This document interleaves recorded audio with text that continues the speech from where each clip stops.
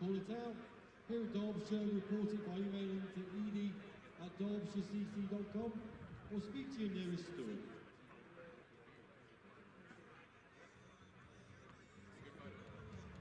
Thank you. Thank you. George, cheers.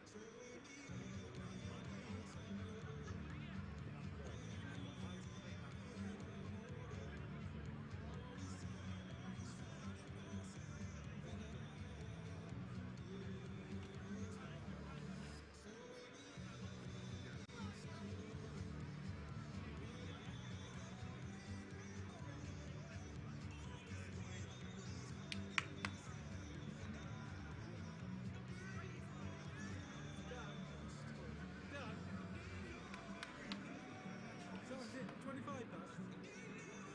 1 minute.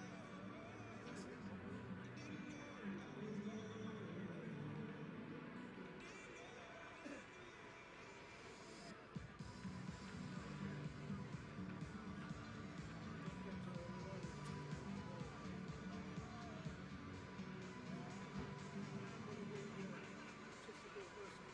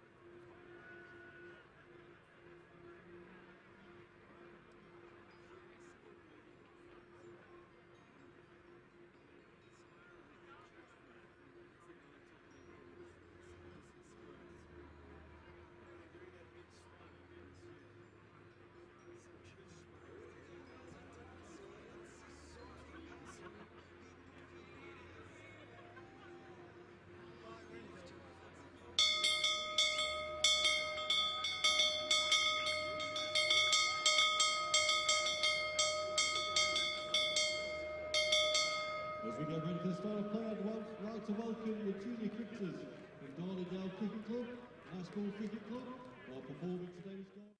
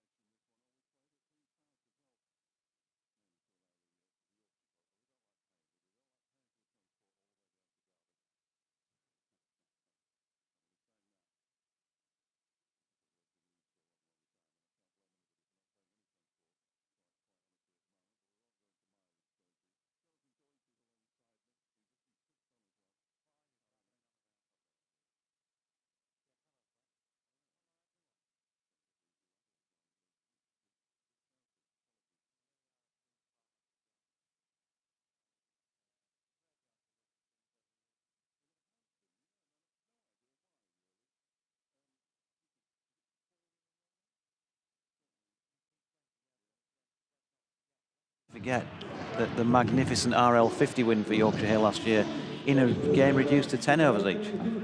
Right, okay. I've forgotten about that. I generally put those kind of games to the back of my mind if I possibly can. We will also be joined by Jahangir Ahmed and Lauren Tuffrey over the course of the next, 3.5, 4 hours or so. So here we go. Derbyshire Bowling first. Hayden Kerr will open the bowling from the lake end. And he'll be bowling, I imagine, to Adam Lythe. He's certainly left-handed and he's got the right number on his back. And Kerr is in and bowls, and that one's clipped into the leg side for a single. Around comes Lewis Rees to do the fielding, and we're up and running. I think drink has already been taken. Pardon? I think drink has already been taken. Okay. I'm only guessing, though. Can get a little lively here at Queen's Park. We had the large chap with his shirt off on the pitch a couple of years ago. Do you remember that? Were you here for that one? I was. Over the left-hand side Yeah, I'd forgotten about that, but yes. That was one of the highlights of Derbyshire's season, that. Somebody was just asking me if you ever have to commentate on a streaker, and I said, no, I can't remember any since I've been doing the job, but actually there was a Viking streaker at Headingley as well last year, although he was fully clothed. And his pillaging didn't go very far because he was dealt with by the stewards. I'm trying to work out your definition of a streaker if he was fully clothed. Finn Allen is on, slaps this down the ground for 6. That's a huge, huge blow. Goodness knows where that's landed. Probably beyond the bridge at the far end of the ground, and Finn Allen is off the mark with a maximum. That was a terrific blow. I think that's knocked off the crooked spire. That's gone a long, long way, but probably in the wrong direction for the spire. Yes, spire's over there to our right. So, yeah, you're absolutely right. It's the wrong direction, but it was still a big hit. It was. It was a big hit. Rather large. Right in his, right in the slot as far as Finn Allen was concerned. And poor old Hayden Kerr, he's had a couple of good games and a couple of iffy games, I think it's fair to say. Australian left armour from New South Wales. He's in now on balls. And that one is edged through to the keeper, is it? No, but it leapt. It took off. Absolutely took off from a decent length and straight into the hands of Brooke Guest. I thought for a moment it had just taken the shoulder of the bat, but it hadn't. So a good comeback from Hayden Kerr. One change for Yorkshire, by the way, folks, if you weren't already aware, from the side that beat Durham up at Chesterfield Street last night. No Jack Shutt, who took 4 wickets there. But Matthew Waite preferred on this occasion.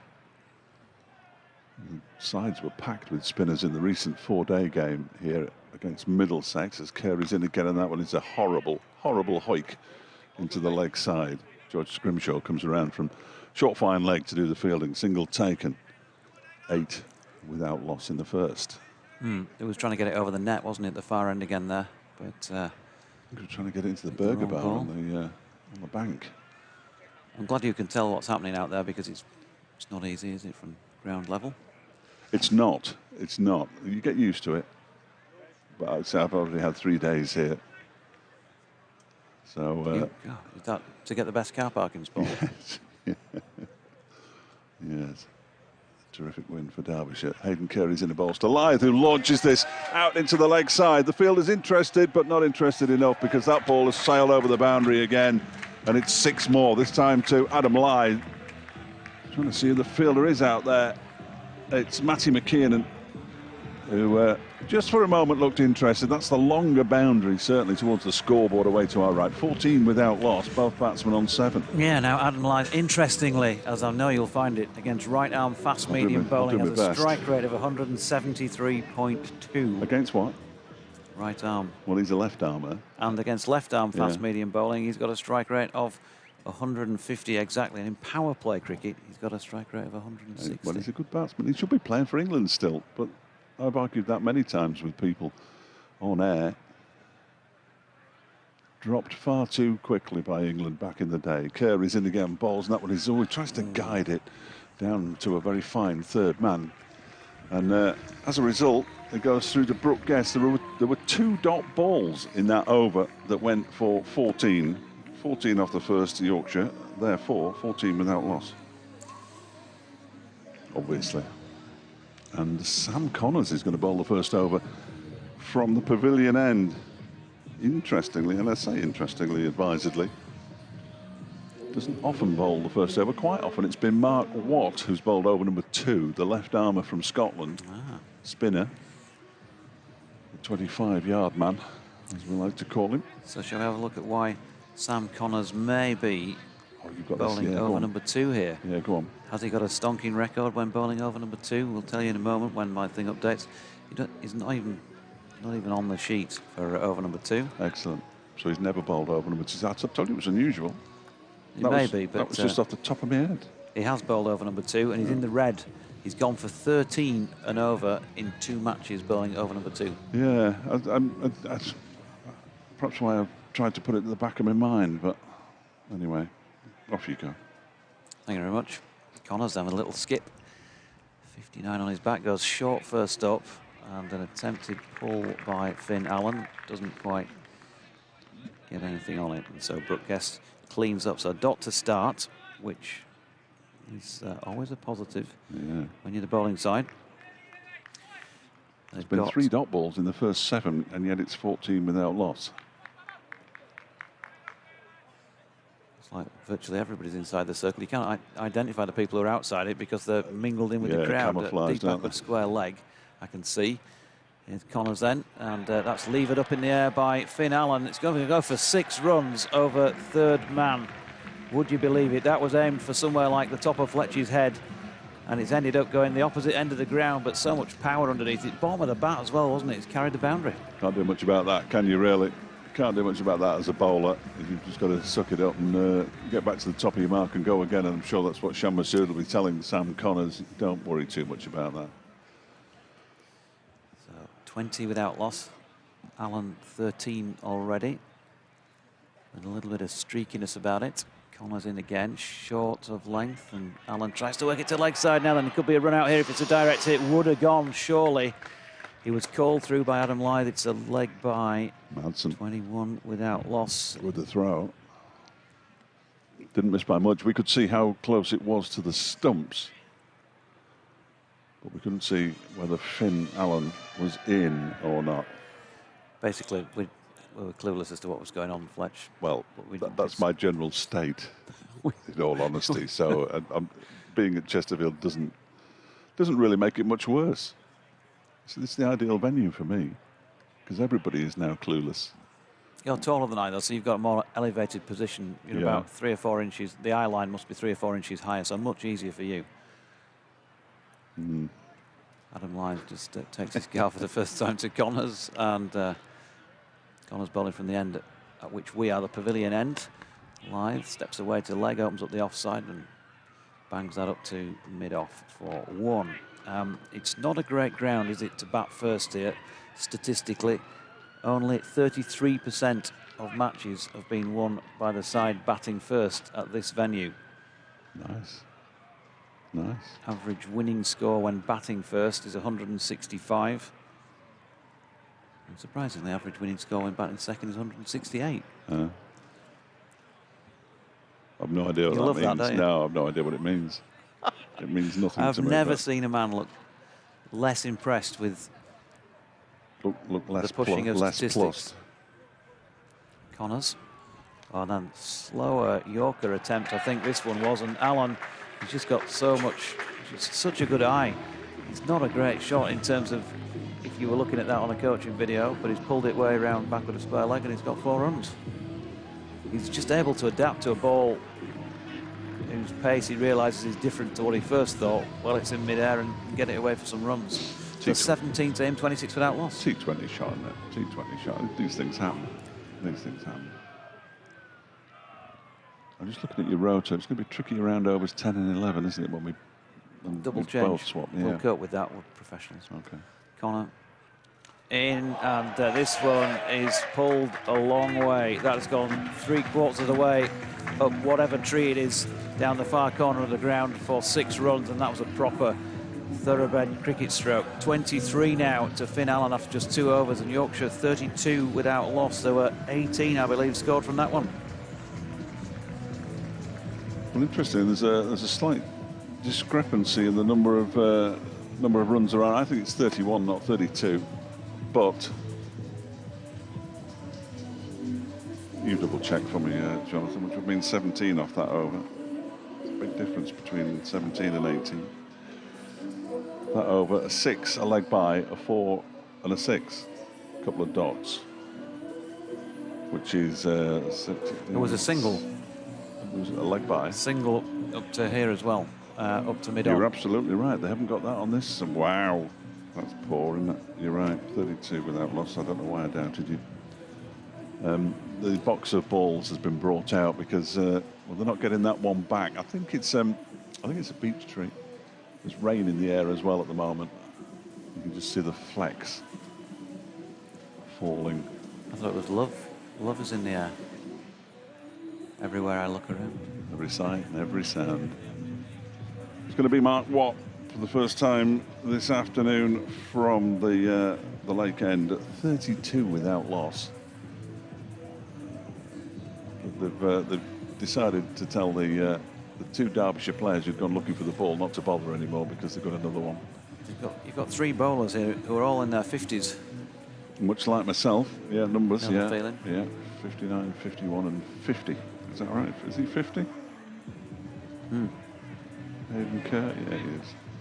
He's a new arrival, so I'm still not 100% when he fields the ball. I'm not 100% sure who it is. It's one of those, you know. Well, that's why you get here 3 days early, isn't it? Yes. To revise. Yeah, that's exactly the reason. Prepare for things like that. Yeah. Yeah. So we're nearly ready. The original ball is now returned. So I think we can use, which one are we going to use? The umpire at the far end, who I think is Richard Kettleborough at the far end. Our other umpire is Rob White. He's checked the ball, and now cricket may well break out any moment now. Potentially. Give it a moment or two. Yeah, he's going to be bowling to Adam Lythe. Over number 3, Yorkshire, 32 without loss. Watt bowls to him, and he's bowled him. Middle stump has gone back, and Mark Watt strikes first ball. He had a terrific 4-day game. First-class match he'd played for 5 years, and now he's had a terrific start to this game in the T20 Blast. Adam Lythe goes for 8, 32 for 1. Yep, just basically a straight delivery. Adam Lythe kind of almost yoked himself. He used his feet to come down, and yeah, it seemed to beat him as if it was a Yorker, and has bowled him, I think, middle stump. Can't argue with that. 32 for 1. 5 deliveries, 1-6. Thanks for coming. He doesn't mess about, Adam Lythe, does he? He's a terrific batsman. But he got an 80 last night, so I guess he's made a contribution this weekend. Oh, we're doing it by weekends now, are we? Yep. Okay. This week, then? This season. Series? This season. This lifetime. Yeah. He's had a pretty good life as far as cricket's concerned, Adam Lythe. Apart from being prematurely ejected by England. Tom Kohler-Cadmore, it doesn't stop though, does it? Tom Kohler-Cadmore is the next man in. He can hit the ball a long way as well. Kohler-Cadmore. He kind of got 48 not out last night. Played well. There was a few wickets fell in quick succession, and he kind of held it together. Then was never really able to accelerate like I think we thought he would do towards the end, because Durham actually bowled pretty well the longer the Yorkshire innings went on. What can Mark Watt do here? Picked up a wicket with his first delivery. He's coming around the wicket now, the left arm. Tom Kohler-Cadmore bowls to him and it's pushed straight back to the Scotland international. And it's a dot ball. That ain't Mark Watt. It's Mark Watt bowling. Slow left arm. Yes, no, I don't do accents. This one is pushed out into the offside by Kohler-Cadmore. Nicely fielded there by Lewis Rees, I think. Yeah, blue numbers on blue shirts, always a winner. Mark Watt's gone for 10.6 and over in third over of matches. You know, it's probably about his worst over. Well, he's done all right in this one so far. Oh, and an inside edge there. Misses the stumps, goes straight to George Scrimshaw at short, fine leg. Just shows you there are lies, damn lies, and your statistics. My commentary. Here is Watt again. Balls. Oh, it's bowled in. Got another one. Mark Watt's got 2 in and over. And this is exactly what Derbyshire were looking for. He's delighted. The rest of his team's delighted. And Yorkshire are now 32 for 2. Yep, TKC was yorked. There's no question about that one. It's taken out the pole. And he's got to go for a duck. So 2 men who scored big last night, both on their way back or back already in the changing room, and a man who got a first baller last night. But it's had a reasonably successful season otherwise. That won't happen again, will it? That won't happen again. Nicely done there, though, knowing that it won't happen again. I just wondered your stats there. I don't care about tempting fate because it's an absolute nonsensical thing to talk about. A double wicket maiden in T20 cricket? They're not on here for Derbyshire players because they just don't exist. Yeah. Very good, very good. There's something of a rarity, I think it's fair to say, and that's as far as I'll go. But so far, he's bowled 5 deliveries, bowled 3 dot balls, and picked up 2 wickets as well. This has been a terrific over from Mark Watt, who is he's a top man. He's such a character. He was thrilled to be playing with a red ball in his hand earlier this week. First time in 5 years. He made his Derbyshire first-class debut and picked up wickets in both innings. In fact, was probably the pick of the spinners on show. He's in now and bowls to Harry Brook, who struck on the pad, and there's a half appeal. Might have been an inside edge, but it matters not. It's a double wicket maiden for Mark Watt. That's remarkable. Double wicket maiden, and Yorkshire remain 32 without loss. Well, they wouldn't do, would they, after a double wicket maiden? They wouldn't be 32 without loss after a double wicket 2. maiden. God, what am I talking about? No, you're right. Get a grip, man. Sorry. Just because you've got a couple of wickets. Goodness me. I've gone all giddy. I don't need any more wickets now. I've got giddy, you.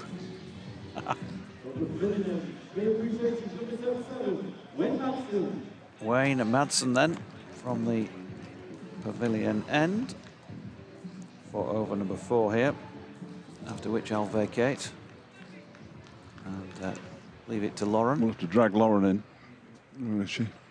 Hopefully she'll be willing. She's she's there. She's listening. She's listening. So long on, Lewis Rees is out just to our right. I'm pleased to say that he's allowing us to see what's going on the field. That makes the description any easier. Here's a pull shot first up by Finn Allen, whose job has just got that a little bit bigger with the loss of those 2 wickets, as that of Harry Brook. Well, more important, isn't it, now that he stays out there for a long time? It's not here for a good time. None of us are. 33 for 2. Brook on 0. And he's now on 1 because he's pushed that up towards Lewis Rees, who's advancing in off the boundary. Left arm throw. So 1 to Brook, 34 for 2. Yeah? Yeah, no, nothing else to add. Okay. That's beautifully done. That's fine. Yeah. Stand by beds for a change at the end of the over. Here's Madsen again, and that's nicely worked by Allen out wide of Cowshot corner. Fielding done there by Sam Connors. And they got back for 2. There'll be a change in the field. Yes, I wonder if Sam Connors will bowl again in this game. Probably. Just a matter of... He's just not had a great time recently. Just a matter of waiting for the players who aren't going to smash you out the ground to get out. And one of them's gone. The other one's here just pushing into the offside. So a little bit of a feel of consolidation for an over here by Yorkshire as Finn Allen gets a single. 32 off the first 2. And then none off the third. That's the second time in, I think, 4 matches now that there's been a maiden when Yorkshire have been batting. The other one was in the Roses match they lost the other week. Of course, late on as Brook smashes this one off the back foot into the covers. It was in the air for a while and interested the cover fielder, Alex Hughes. I wish you'd let me say these players' names without butting in. I'm sorry. I'll give you another 5 minutes next time to look down your list and try and work out what the number is, because they're blue numbers on blue shirts. So that was a single to Allen. 37 for 2. And Brook stepping away to leg. Pull this one now, and it's been misfielded there at square leg. And a sliding stop will bring it in shy of the boundary. So they're going to get back for 2. That was Matthew McKinnon. It was. Hey, that's not bad, is it? The man who threw it in was George Scrimshaw, the big man. So 4 hours gone. Time for me to vacate. 39 for 2. Back later. Oh, I hope so. Deutsche will be back later. In fact, he'll be back if you're desperate to work out when Deutsche will be back. He'll be back from the 11th over onwards. Jahangir will be with him for a short spell, well, a decent spell, and then I'll come in and help Deutsche finish things off, because Lauren Tuffrey, the Derbyshire women's captain, is with us. Hello. How are you, Lauren? I'm good, thank you. Good. What about that over from Mark Watt? He's going to bowl another one, not surprisingly. Yeah, no, it was a brilliant over. I mean, we were saying, got to have some guts to chuck the ball right at batter's feet in a T20, especially as a spinner. Yeah. He's just stuck to it. A couple of Yorkers. He's in now, bowling from wide of the crease, turning to the leg side by Finn Allen for a single. He moves on to 28, 40 for 2. Some of those sixes were a bit large, though, weren't they? From a Derbyshire perspective, there were some big sixes. Absolutely. I said if the ball come off my back like that, I'd be well happy. As we all would. This one is driven in the air up towards mid-off. It's fielded by Shan Masood. Just moving away to his left-hand side. Then outside the circle, long on, and somebody else who I can't see. There is obviously somebody else, but I can't see it. This one dancing down the track and driven beautifully by Harry Brook out to the extra cover boundary for 4 runs. Glorious shot. Yeah, just a beautiful cover drive there. It's well hit, straight for the gap. Nice shot. That's a proper England batsman's boundary. Proper cricket shot. A couple of steps down the track to Mark Watt, not allowing the spinner to dictate what will Watt's reply be. It's a 24-yarder, and it's been driven straight back over his head for 6. That's huge.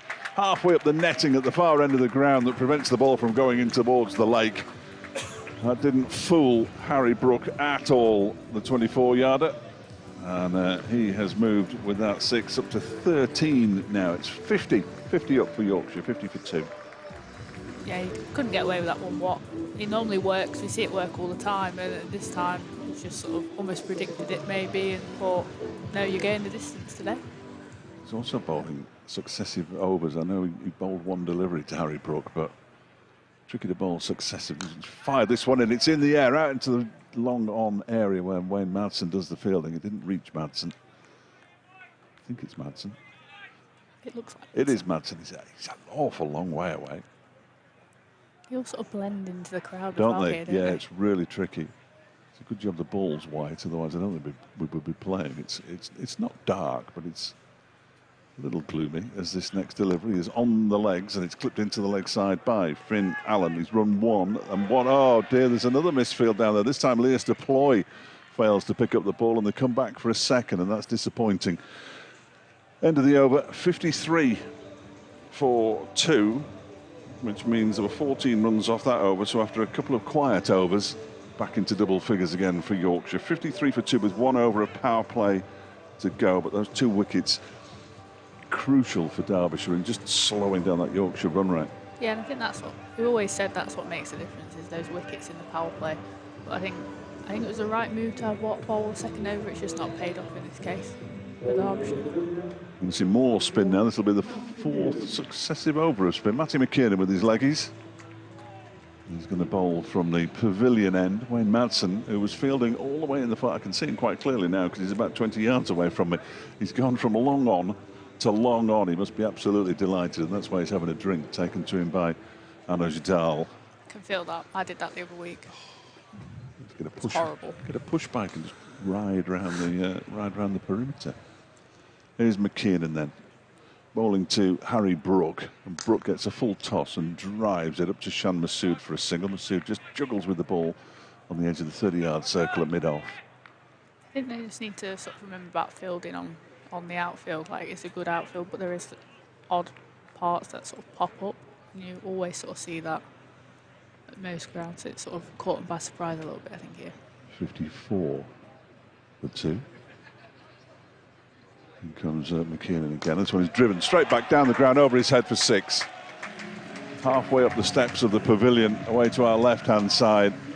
Umpire Rob White raises his arms aloft. 60 for 2 now, with 4 balls of the power play still to be bowled. Yorkshire are using this power play really well. We know they've lost 2, but just playing the shots where they can over the fielders, that's all you need to do in the power play. Especially this outfield is quite quick as well, so it's just going to fly across. It's quick. It's slightly shorter boundaries than it would be at a first-class headquarters as well. As Allen again uses his feet. There's a miss stumping. Didn't take it cleanly. Brooke guessed. Finn Allen had advanced down the track, missed it, and that would have been a stumping, no question about it. Even from this distance, I'd have given him out. It is a dot ball, but not quite the result McKiernan was looking for. 7 off the first 3 balls of the over. He's in and bowls to Finn Allen again. Pitches this one up, and it's driven down the ground. Madsen goes across to do the fielding. Single taken. Underarm throw in from Wayne Madsen. Very sort of slingy, isn't it? They're all quite slingy now. Almost a sidearm kind of throw in. Single taken, 61 for 2. McKiernan in again, bowls, and that one is pushed out into the offside when it's fielded by Alex Hughes. Single taken again, 62 for 2. 37 to Finn Allen, 16 to Harry Brooke. Allen back on strike. In he goes. McKiernan, this is pulled into the leg side. It's going to be caught. It is caught. Sam Connors takes the catch. And that is another big blow. Harry Brooke goes, caught by Sam Connors out at the mid-wicket boundary. McKiernan is absolutely delighted. And Allen goes for 37 off 17 deliveries. And Yorkshire are 62 for 3 now. Yeah, McKiernan's carrying on his form of the past couple of games in the T20s as well. He's sort of just been putting it on a spot and forcing the batters to do something, and this time Allen's hit it straight to Sam Connors at mid-wicket. Lovely catch. It was a good catch, wasn't it? Sort of bending down a little bit. Australian way of catching as well. Hand up.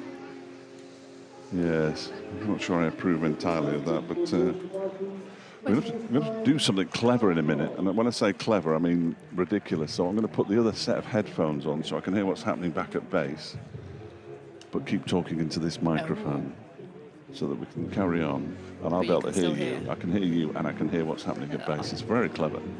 So I can do an update at Getting very high tech, aren't we? Well, I can't say I'm massively impressed, if I'm honest, but there we go. And here comes Alex Hughes. That's the end of the power play, incidentally, at 62 for 3. You know what they say about... Anyway, I'm not going there.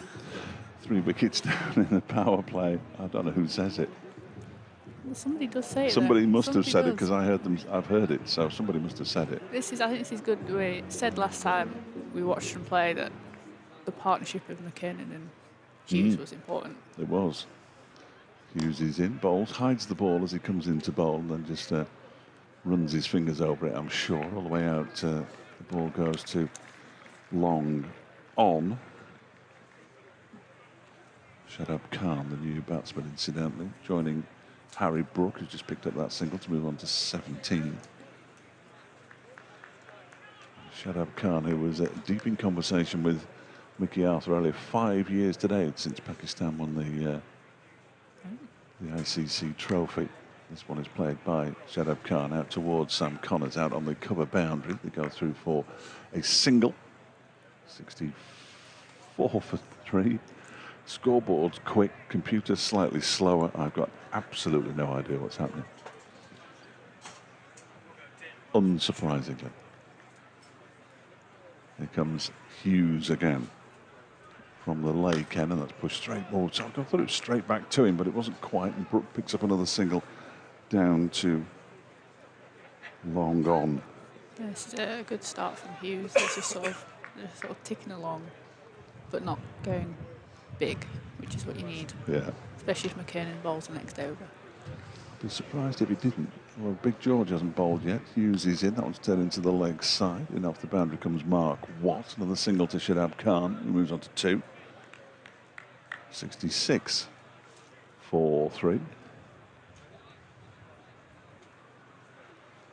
It's great to see Tom Skinner directing traffic, and he's sitting outside the gazebo instructing the man on his music thing behind us. That's what is played into the leg side by Brooke for a single. 67 for 3. 19 to Brooke, 2 to Shadab Khan. is back on strike. Last ball of the over. And a good one so far from Alex Hughes. Bowls to Shadab Khan, who drives and beats the man on the edge of the circle. A long run around the boundary for Sam Connors, who gets there and prevents the ball from going over the boundary's edge. They come back for a second, but a pretty good over nonetheless. 7 from it. 69 for 3 at the end of 7. Yeah, we're going to say it again. Sam Connors, good fielder. Keep saying it. Yeah, we do. He's an excellent. Putting in the miles around the boundary again today and took that catch as well, so doing really well there. Here's a man who always takes a wicket. George Scrimshaw is going to bowl from the pavilion end, replacing Matty McKiernan. During this over, we might have to do that clever thing with the headphones. So what I'll do is I'll get ready. Okay, we can expect Scrimshaw here to fire it in quite short, I reckon. Yes, you'd expect so, wouldn't you? That is very much his MO. George Scrimshaw. He's going to be bowling to Harry Brook first off. And he's on his way in now. Oh, he's in. That's nothing to do with George Scrimshaw bowling, and he's been pulled into the leg side. One bounce to the fielder down there on the backward square leg boundary, who is Sam Connors, of course it is. And they get through for a single. Yeah, it sort of carried quite well, that ball did as well. Sort of come up. You never know how well a short ball's going to go on these type of pitches. I hope it goes well, otherwise George Scrimshaw hasn't got an awful lot going for him, because he's very much a back of a length kind of bowler. Waddles at the start of his run up, and he's on his way in now and bowls. And that one's dabbed into the ground by Shadab Khan. Yeah, he's just sort of got nicely behind that one there. It sort of popped up. Not as short as the last one, but They only managed to single off that ball that was pulled down to the square leg boundary as well, didn't they? Brook moving on to 20. 70 for 3 in the 8th over. Not got out of hand from a Derbyshire perspective yet, and they have got 3 wickets too. Crowd absorbed by the cricket as Scrimshaw goes in, and that one is turned into the leg side. Shadab Khan wants 2 here. In off the boundary comes Matty McKiernan. No, says Harry Brook. McKiernan gets the ball and returns it. Single taken. 71 for 3. yeah, that's good fielding as well, because it's still a big boundary.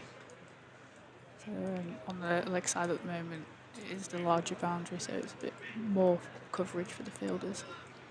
Yeah, McKiernan and Connors charged with covering the huge acreage to the right of the pitch on which they're playing as we look. There are a couple to the left of where they were for the 4-day game. But Scrimshaw bowls. That one's pulled into the leg side. That might be nicely placed. In fact, oh, brilliant again from Connors. Rolls over, releases the ball, allows McKiernan to throw it back. Brook gets back for 2. But again, terrific work from Sam Connors out in the deep.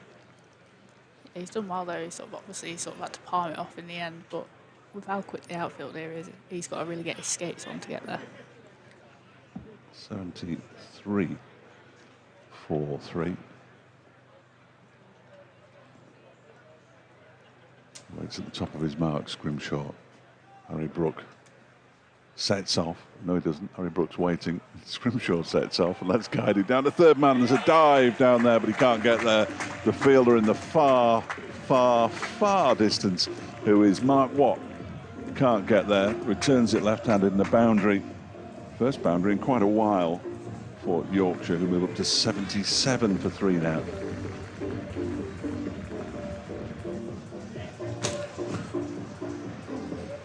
Yeah, Yorkshire's director of cricket, or whatever he is, has just walked past us. Come down some steps, which are clearly no entry. Here goes Scrimshaw. Sorry, Lauren.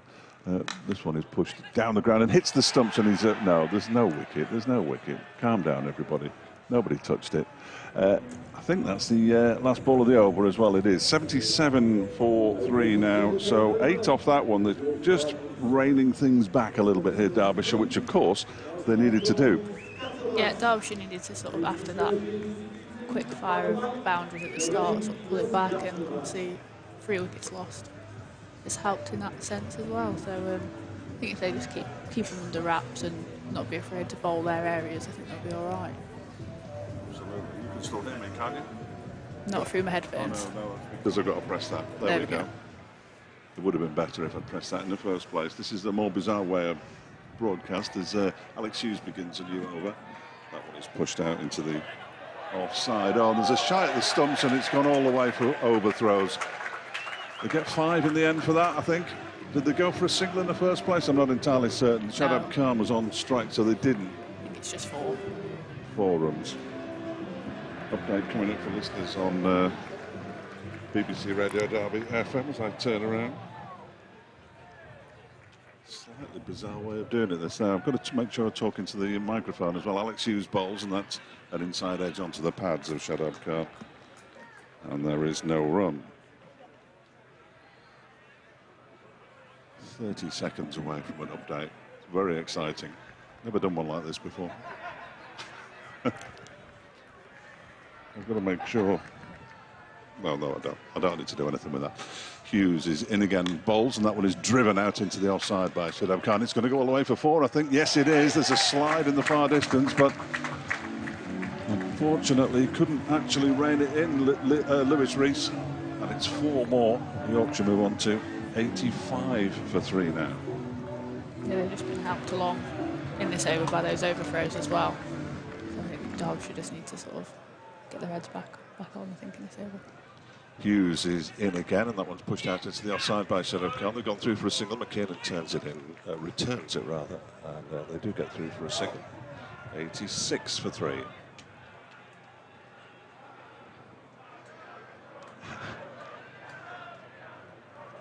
Yes, indeed, Rob. Yorkshire going quite nicely here. 86 for 3. We're in the 9th over, being bowled by Alex Hughes at the moment. They got off to an absolute flyer. 32 runs off the first 2 overs, but then Mark Watt, the Scotland left armour, as there's a big appeal for a stumping, and it's been given not out. The left armour from Scotland, Mark Watt, got a double wicket maiden. 2 wickets, didn't concede a run. A wicket also for Matty McKiernan.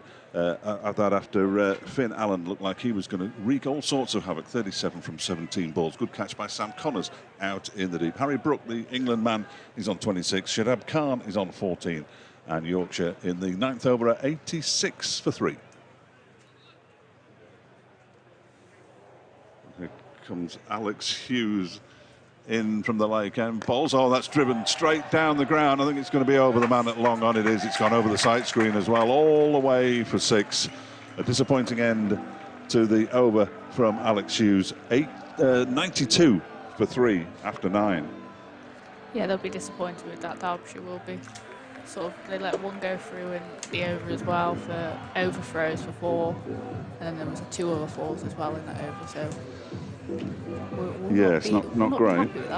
15 off the over. 4, 4, 6, 8 foot. Yes, it's the most expensive over in recent times. Yeah. Yeah. Sorry, we're just. It's chaos. Just working out the running order. It's absolute chaos, if I'm entirely honest with you. Here's Matty McKiernan again. Good chaos. Yeah, Madson's been running as well from long on to long on again. Oh dear, he won't be. Well, I suppose he'd probably be all right with that. He wouldn't complain anyway, would he, Wayne Madsen? I don't think you'd ever hear him complain. No, I don't think I ever have. McKiernan bowling to Shadab Khan. He's on 14 from 9 deliveries and can't just.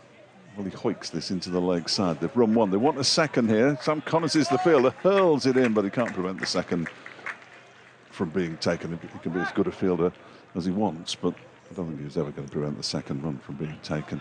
No, and I think with a shot like that as well, where you've not quite got hold of it as well as possible, if he'd have hit that how he meant to, it might have only been 1. So he's kind of got away with that one, really. Benefit from it. Next delivery from McKiernan is just pushed gently out into the offside by Shadab Khan, out towards Alex Hughes, who does the fielding. Single taken, 93 for 3. So it looks like by the halfway stage, they're going to be pretty close to 100, Yorkshire. But after that flying start with 32 off the first 2 overs, Derbyshire pulled it back quite nicely. This one is pulled into the leg side by Brook out towards Connors. Another single. 96 for 3 now. Yeah, they're still ticking along nicely, aren't they, Yorkshire? They are. Could do with another wicket, really. They haven't had a wicket since over number 6. This is the 10th. Kiernan is in, and that one's just guided down towards a short third man where it's fielded by Hayden Kerr, who we haven't seen too many times in the field so far today. No, he sort of hides himself away in the field, He does. Derbyshire have got one or two players who they do have to put in certain positions, shall we say. Wayne Madsen at 38, still one of their gun fielders, and I thought he was going to be in action there, but he's not. The ball is clubbed out into the leg side. Liz Deploy does the fielding. They move on to 98 for 3. My laptop has completely stopped updating now, which is terrific. Well, I'm going off in a minute, so it doesn't really matter. This one is down the ground. It's coming our way. It's coming our way. It's going over us. And it's hit, well, goodness knows, I think it's hit the ambulance at the back of the media centre behind us. That is another big hit, and it's the final ball of the over, and it brings up the Yorkshire 100. 104 for 3 then, after 10 overs. 12 off that one, 15 off the one before. Jonathan Doidge is going to come in now to replace Lauren, and Jahangir Ahmed is going to replace me, Dodgy. Yep, thanks, Fletch. Who bowled that last over? I was out at the back. No response on that front. Okay, we'll work that one out. 104 for 3, though, at the halfway stage.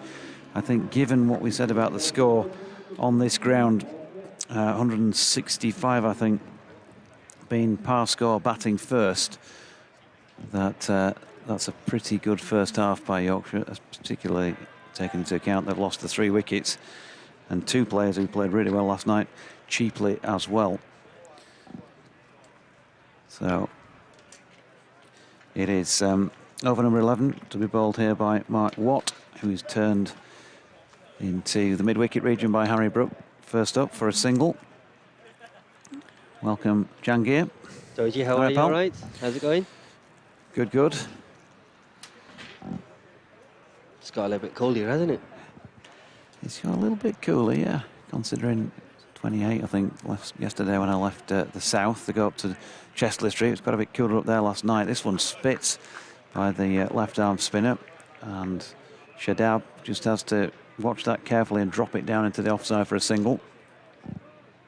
It's good to see Shadab scoring some runs now, because he's had a good 3 one-day internationals with Pakistan. Scored a nice 18 in the 3rd ODI.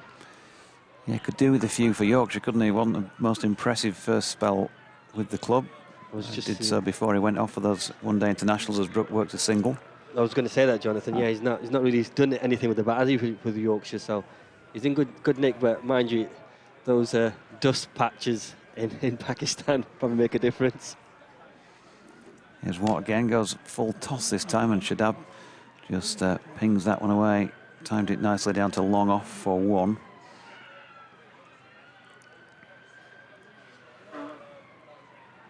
$108 for 3.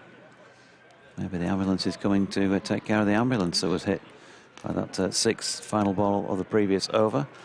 As Brook works another single out deep into the onside, so they're just content to run this around Jahangir and then try and pick up what they can off the bad ones when they get them. They're going well so far, and a good run rate. You'd be happy with that. Watt again, and Shadab now then. Has he played this one on? Has been stumped? I think he's been stumped. I think he actually played the ball. It rolled backwards, and then Brook Guest looks like he's flicked the bails off. We'll wait for confirmation of that actual mode of dismissal, but I think that was it, rather than it running onto his stumps. Slightly obscured by the keeper. No, in fact, he has been given his bowl, so it did run back onto his off stump. And Shadab has gone, and he's gone for 26.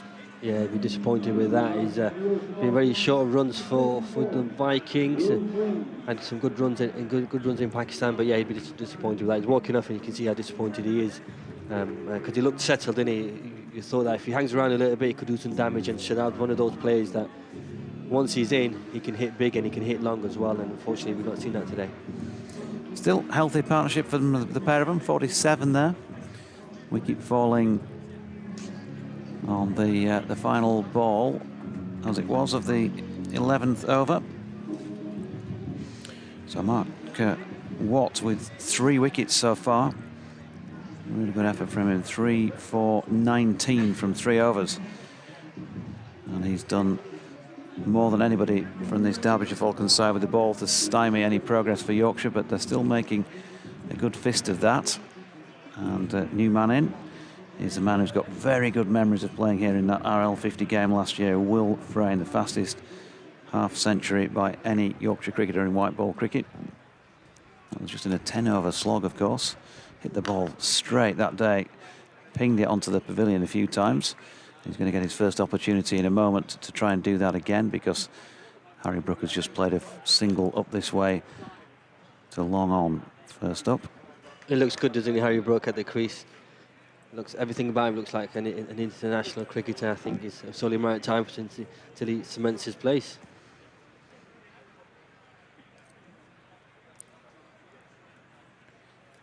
So McKiernan in, and that's turned by Frayne for a single out to the man coming in off the cow short boundary. Leah's deploy. He's off the mark. 1-1-1 for 4. Is this the moment where we do a bit of a dance around the com box, Jangir? Yeah, absolutely. Superstitious? I'm not actually. No, are you, Doji? No. I don't like to walk under ladders particularly, but that's probably as much as anything that might just fall on me anyway. That's a lovely shot by Harry Brook, who just stepped into this latest McKiernan delivery and has lofted it over long off for a beautiful 6. Really nice 6. Yeah, there's no superstition from Harry Brook there. Comes down the track and hits it over the mid-off boundary. Really nice shot.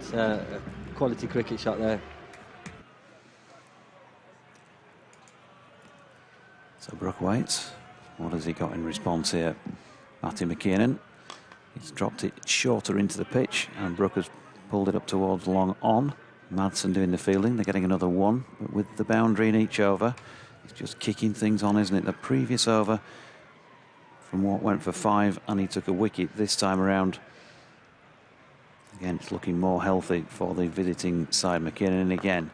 Frayne, lovely push, full face of the blade up to long off. And Rees does the fielding.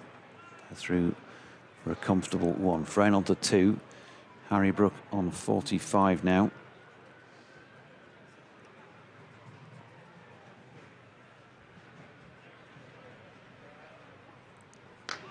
And working this next one up to Madsen long on once again. So again, just content to work it around and then pick up the boundaries when they can. And that big 6 in that over has made a difference again, hasn't it? So I make that 11 off the over and 120 for the loss of 4 wickets. Yeah, 11 off that over. You'll be happy with that. Yeah, 12 overs gone, 120.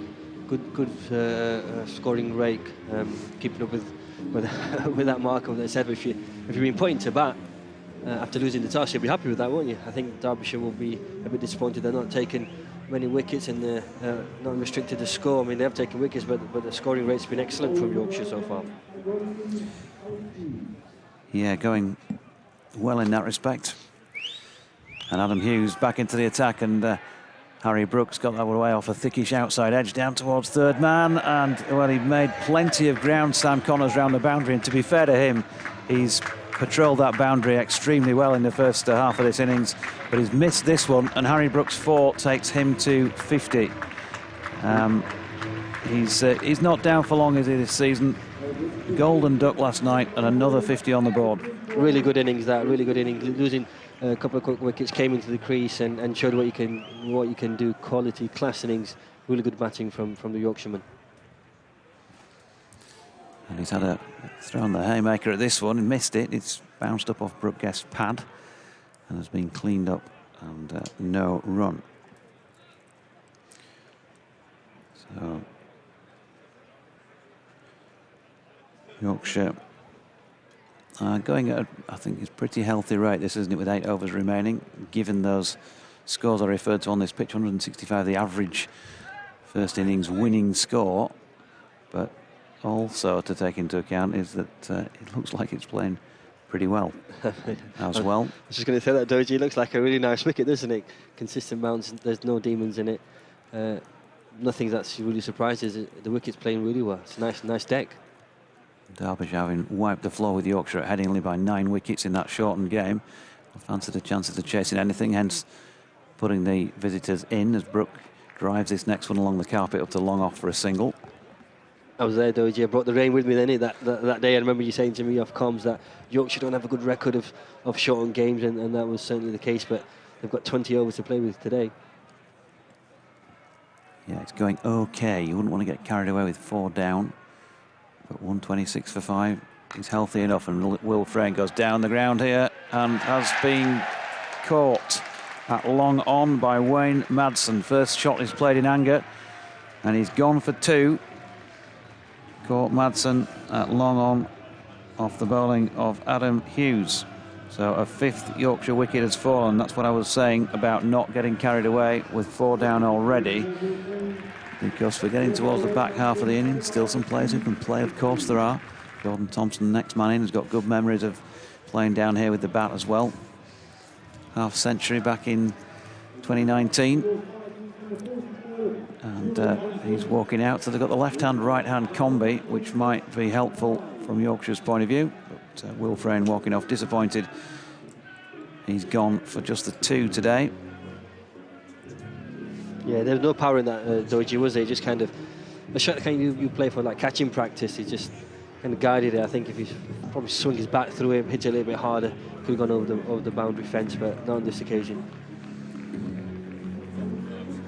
So 2 off 3 deliveries. Caught Madsen bowled Hughes, 126 for 5, 4 balls into the 13th over. That partnership then worth 17 for Yorkshire's 5th wicket. And the new man in, as I say, number 44, Jordan Thompson, will be on strike.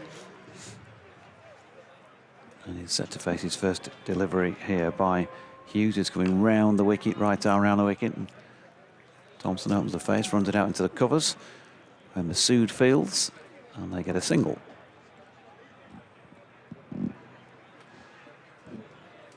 .127 for 5. Bit of a breeze around, but although there is cloud cover, it's plenty decent enough a day. Hughes out of the back of the hand by the looks of this one, and just stroked into the offside by Brook for a single. Harry Brook, I reckon that's 10 half centuries this season in one form of the game or another as a minimum. And that was the final ball of the 13th, 128 then for 5. So 8 runs from it, but a wicket. Yeah, great batting from Harry Brook, and that's impressive, isn't it? 10 scores of 50 so far in the season. Just shows the level of consistency he's playing at, and that's why he's knocking on the door of England selection, and maybe banging on the door, Doji, of England selection. Yorkshire would love to get to somewhere like 200 and give themselves a real opportunity. It's going to be just over 10 and over from here on in with your last 5 wickets. Not sure how possible that is. Wayne Madsen coming back into the attack. He bowled over number 4. Harry Brook, that was his 7th, or this is his 7th T20 50. He's at 100 as well in this form of the game. Super stuff from him.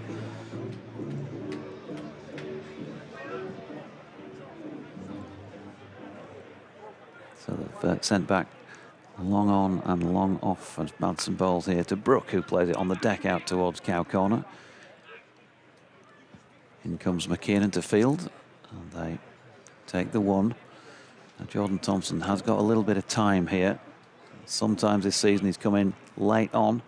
He's tried to whack it out of the park, and maybe he could have used a few deliveries. Just have a quick look. See what tactics he employs here. But I remember him whacking it around for that 50-odd 3 years ago. And he stepped away to the leg side to open up the off, but couldn't get it past Masood, who's inside the ring at cover. Dot ball. Got a few emails to attempt to get through as Thompson works his up to long on for 1. Chris Whitaker, afternoon, JD. How many hours did it take you to get there?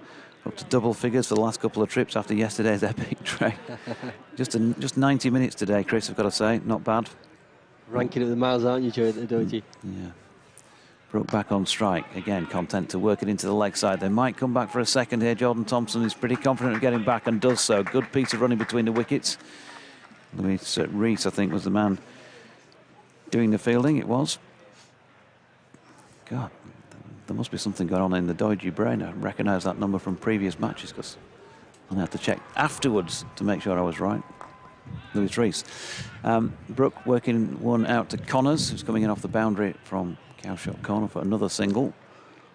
Again, content to just knock it around. Andy Walker says, really enjoying the comms and atmosphere at Queen's Park. It really is one of the great cricket grounds of the world. As Jordan Thompson has a flash at this one. I think he's got an edge on it. And in fact, he's missed it himself, as has Brooke Guest. No wonder he was looking a little bit disappointed. And it's gone away for 4 byes. So a little bonus off the final ball of the over. 137 for 5, then 9 from it again, Jangir. Yeah, you take that when you're 9 overs, 9 runs from that. Even if it didn't come off the bat, you take those runs. And I think what Jordan Thompson is doing is, like you said, his intent is clear, isn't it? He just wants to hit the ball as hard as he can, clear the ropes, and get the boundaries. But I think if he just gives the strike to Brooke and then rotates it, I think that will be all right, because we know Brooke can smash it. So put him on strike. He's good enough to do that. So that's what his game plan should be. So 6 overs remaining, 137 for 5. It's been more difficult on occasions in the past here, but there are still 5 down already. And Brooke cutting this first delivery as Alex Hughes bowled it just short of length.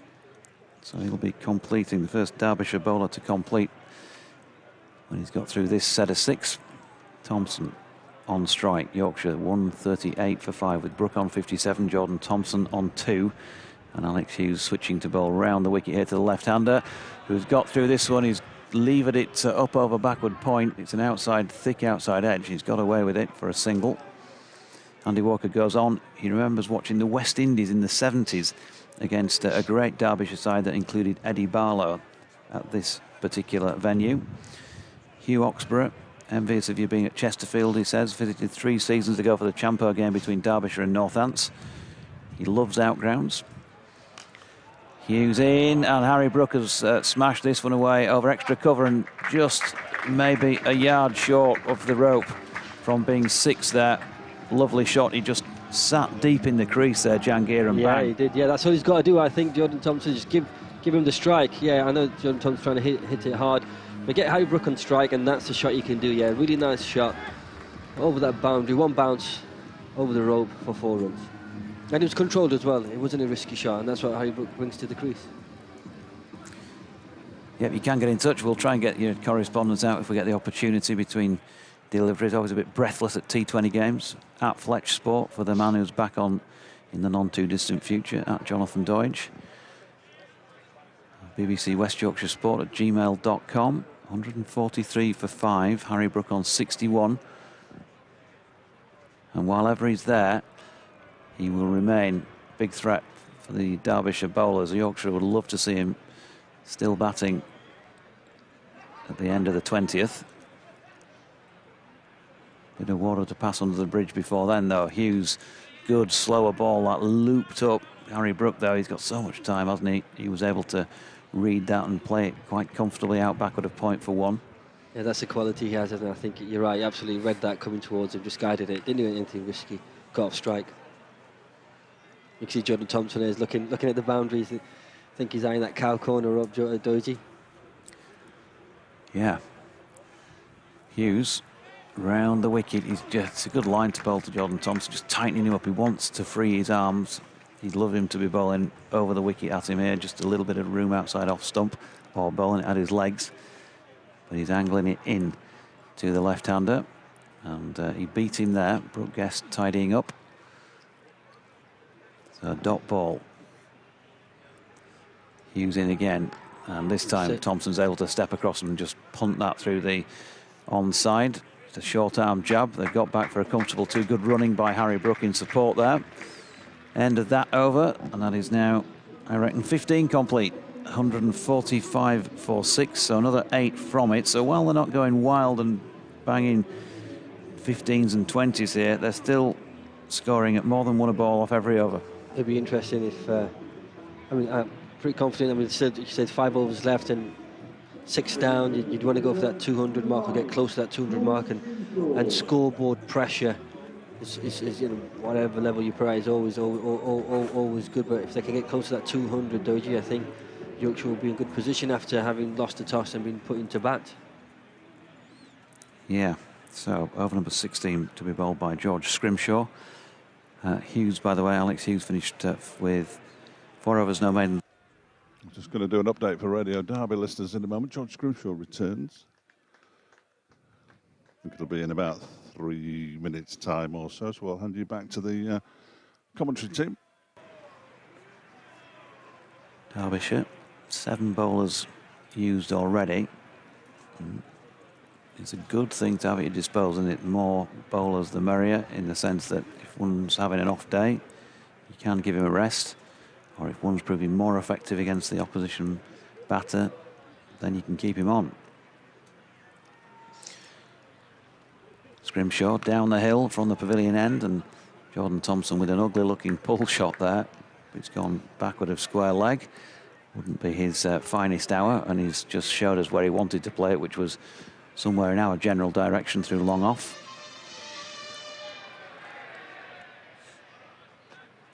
You can see Jordan Thompson, he just wants to get the middle, find the middle, isn't it, and hit it over the rope. He wants to hit big. I mean, of course he can hit big as well. He wants to hit those sixers, doesn't he? Yeah, he's not found it at all really yet, the middle of his bat. So there could be more to come from him. Short ball banged in by Scrimshaw. Brook pulls that down to long leg and will pick up 1. 149 for 5. Great atmosphere. Best part of 5,000 apparently in here. Really nice atmosphere. It's a shame the sun's not here. Would have been even nicer. Yeah, thick lining of crowd, all down at ground level. 1 or 2 people have got a slightly elevated position away to our left, where there is a natural little slope down towards the ground. As Scrimshaw's in, that's nicely played by Thompson. He's finally got hold of 1, and he hasn't got any more than the ones he's been getting out towards Cowshot corner, but he definitely got the middle of the bat on that, just couldn't get it wide enough of the fielder. That was a nice shot. You could tell he was pleased with that, but it was good feeling as well. I think the outfielding by Derbyshire has been really well. I can remember just 1 missed field, but generally they've been really good sweeping up. Scrimshaw then coming down the hill to Brook this time. Works up ahead of steam. Short ball pulled by Brook. It's back with a square leg, and they're just going to settle for an easy 1. He didn't time that well. He's still looking at his bat as he did with the previous shot, but he's still out there as well, vitally, from the visitor's point of view here. 65 not out, Harry Brook. 7 to Jordan Thompson, 151 for 2.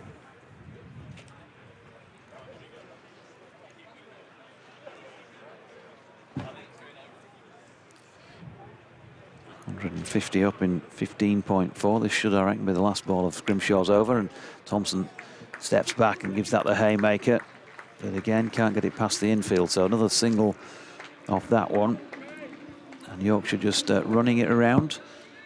152 for the loss of 5 wickets after 16. Yeah, you'd be happy with 152, I think. Yeah, but Yorkshire have kind of slowed down with their run rate at Doji. I think Derbyshire have bowled well. You've got to give them credit. That 200 mark looks, I don't know. So, update coming up for listeners to BBC Radio. 152 for 5, 65 to Harry Brook, 8 to Jordan Thompson.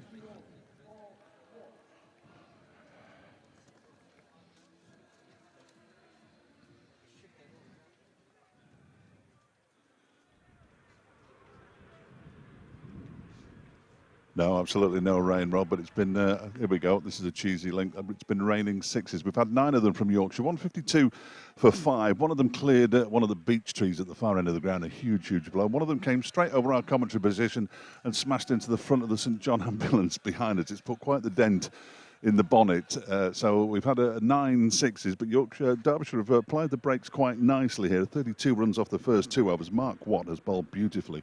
He's just bowling his last over now, and he's been clouted for 6. I should have put the mockers on him. That's another 6. That's the 10th of them as Yorkshire move up to 159 for 5. That's Harry Brook, 71 not out he's got, but Mark Watt, 3 for 25 going into his 4th over here. He's bowled really well. Derbyshire will be looking to keep Yorkshire to around about 180, 185 if they possibly can. Harry Brook will have other ideas, the Yorkshire skipper, of course, but at the moment, with 4 overs to go, Yorkshire 159 for 5.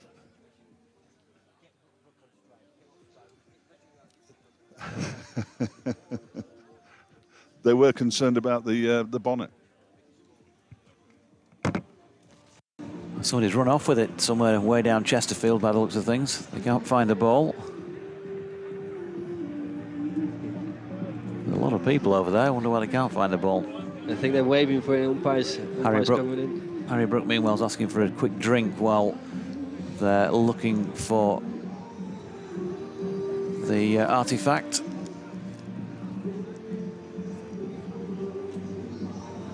There is a ball change, isn't there? Somebody's come out with a set of balls and the umpire is having a look and they're going to change the ball.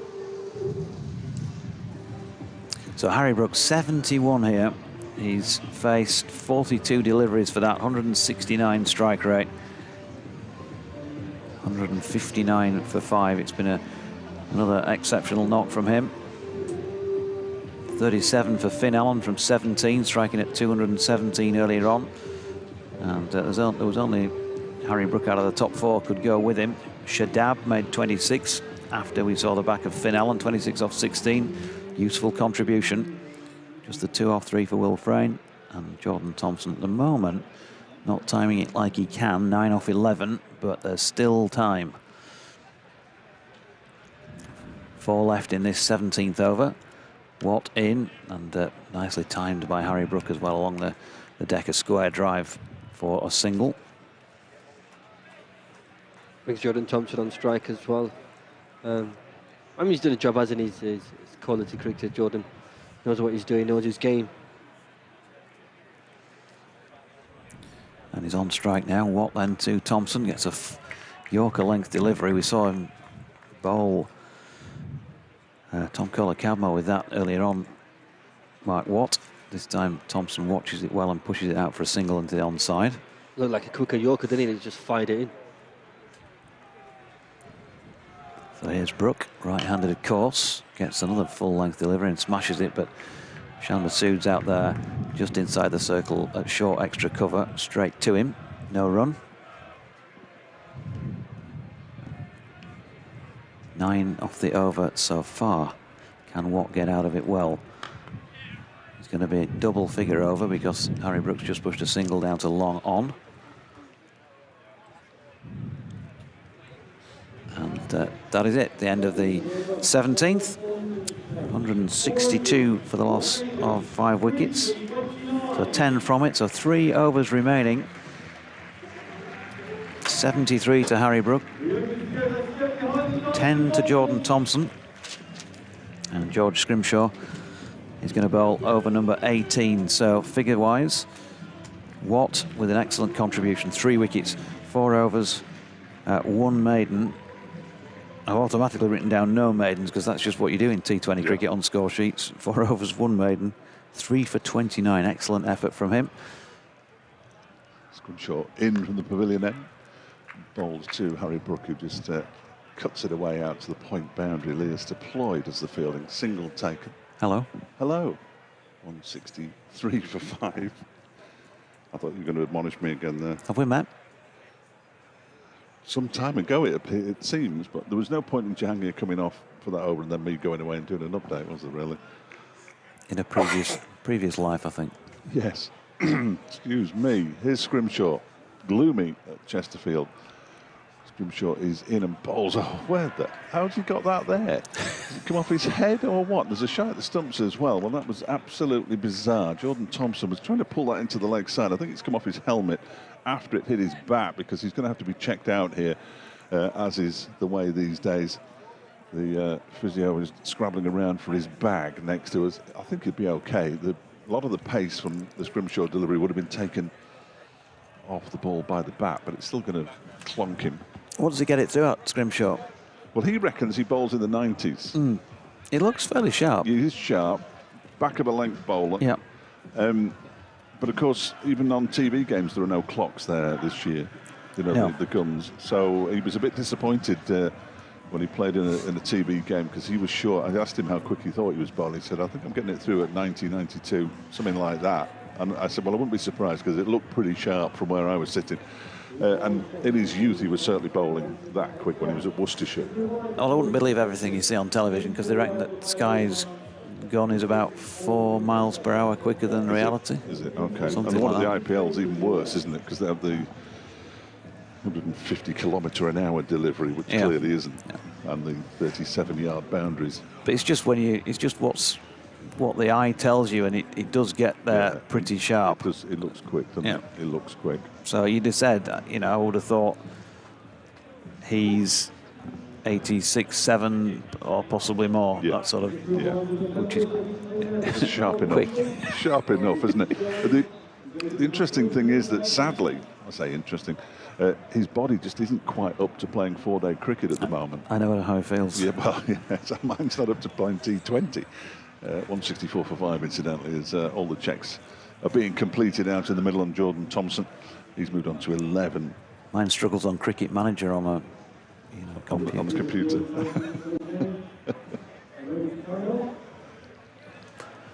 Yorkshire will certainly be looking well with 16 deliveries to go. That was a leg by, in fact, so Thompson remains on 10. It's just been corrected on my computer. 164 for 5. They're looking for 185, 190. Yeah. Scrimshaw is into Brook, who has a real mow at that one, and it's going to go around the boundary. It's going to be picked up by Matty McKiernan, who slides. You've got to slide. That's the law. Keeps them down to 2. We're talking sort of big moments, not as in the next delivery, but this next passage you're playing, and the last 15 deliveries. If Derbyshire can keep this manageable down to something like 1 a ball, I think in the end they'll be going into their innings the brighter. And if Yorkshire can whack another 25 to 30, exactly, they'll be feeling the other way. Yeah, absolutely. Well, Thompson's missed that one completely as he again went to pull it. It's gone straight through him. Thompson's left-handed. It's Brook. Yeah. Is he? It's Brook. Well, he's leaning on his back with his right hand. That's clever. In the same way that some visiting, it's going to rain soon. Bowls right-handed, bats left-handed. Bowls right-handed, bats left-handed, and leans on his bat right-handedly. Yeah. I've got a little thing about Mark Watt, who bowls left-handed. And goes Scrimshaw again, and that one hurries Brook as he dabs it down to third man for a single. Fielded down there far distance by Mark Watt. He moves on to 77 now, Brook. 167 for 5. I was talking to Mark Watt, who bats and bowls left-handed. Signs his autographs with his right hand and plays golf right-handed. Does he? Which hand does he brush his teeth with? I never got that far into the conversation. I thought you could just say to me, he uses a toothbrush. But very good. Final ball of the over. Scrimshaw's in. That is Thompson, because he's left-handed, and he pulls it rather unconvincingly out into the leg side, where it's fielded down there by Wayne Madsen, I fancy. 168 for 5. Just 6 runs off that over from George Scrimshaw. That's a good effort for over number 18. It is. He's seriously sharp. Jordan Thompson is just not timed anything, and that's kind of slightly held Yorkshire up here, because for him to be scoring at under 100 is not something you very often see in any form of the game. So he's not having the best time of it here today, Jordan. He's going to retire himself out. Well, I don't like that. We don't sort of play cricket like that in Yorkshire. No, absolutely. No, nor do Derbyshire, until they eventually do it, when I will roundly condemn it, because I just think it's a horrible addition to the you might as well have subs, haven't you? Absolutely. The only thing about it is that if you retire out, you are out, and you can't come back. So, and I know there are only 5 down, but if all of a sudden 4 wickets fell and he'd retired himself out, it looked rather silly. His head and Kerr. Yep, running in towards us, Jordan Thompson on strike, and he's got it away square on the leg side, and probably be wise to settle for 1 the way he's been striking it, and let Harry Brook have a go here, because only 11 deliveries left, and Yorkshire, who were 104 for 3 at the halfway stage, it's it's a bit like last night, really. It's got slower in the second half. The opposition are allowed to bowl well, as I usually point out at moments like this, and they have. When you've got somebody like Scrimshaw, if you don't see that particularly well from the hand, it's on you like lightning. Well, it is dark, because it's darkish. I mean, it's not. Yeah, it's not dark. Best the lights light. would be on, wouldn't yeah. they? Yeah, lights they would be on if it was. Yeah. I was looking at the strike rates there. 157 for Brook and 80 for Thompson. So almost striking at twice the rate that Thompson is. Now then, Brook's got this down in the field, and he's going to be caught at long on, and that is danger time for Yorkshire in the latter part of this innings now. Harry Brook gone, caught by Wayne Madsen at long on. And, well, you can't knock him, can you? 77, an excellent effort once again. Batted the long time there, and he needed to as well from Yorkshire's point of view, having lost those couple of early wickets. 77 off 50, including 4 fours and 4 sixes, and returns to, I think, pretty warm applause from all around the ground here, because the home support also realise that they've been pretty well entertained by a very good player. And Matthew Waite, who was down number 11 on the list, I didn't think he'd be batting there. He's coming in now, see if he can do some late damage. Yeah, safe pair of hands, Wayne Madsen out in the deep. Always feels that. In fact, earlier on he was dogging it from long on to long on, which can't be much fun, I wouldn't have thought. Here comes Kerr, wide of off stump and given as a wide. So you wouldn't particularly want to follow up a wicket with that, would you? No, wide at the new batsman. Poor delivery to bowl to a fresh batsman who will be still trying to get his eye in, trying to work out exactly the pace of the pitch and that kind of thing, and he gets a bit of a sighter that's a couple of yards outside the off stump. It was poor delivery. Bit breezy. 170 for 6, and Matthew Waite's got a 4. He's another wide delivery from Kerr, but this time he managed to get a touch, diverts it wide of Brook Guest, but fine of the short third man who's up inside the circle. So 4 to him, 174 for 6, and what have we got left? 9 balls now? Yes. Yes. Probably. I have no idea. Yeah, 9 balls. 9 balls. Just for a moment, Tom Skinner from the media team looked like he was going to retrieve that ball from under the covers, then thought better of it. Yeah, probably. Would have looked foolish, wouldn't he? Really Save embarrassment. Scrambling over the covers. Now then, Matthew Waite trying to give this one the kitchen sink and a few more appliances at the same time, but misses. 168 for 5 with 8, 174 for 6 rather, with looking at the end of the last over. With 8 deliveries to go. 200-ish, you'd have been thinking, this is a really good score. 174, it's good. It's okay. No, it's okay. And a good slower ball. That's a really good slower ball, actually. It totally deceives Matthew Waite. I was like, he played the shot quite early there, didn't he? It's like on a hard surface when you throw in a little lad and you've got a tennis ball and he plays it on the bounce and the ball just loops over the top. It was that sort of a feel. Yeah, excellent effort by Hayden Kerr. So Waite on 4, Jordan Thompson on 12, 174 for 6. Kerr into Waite, who's got hold of this one out towards long off, and that's a very good catch.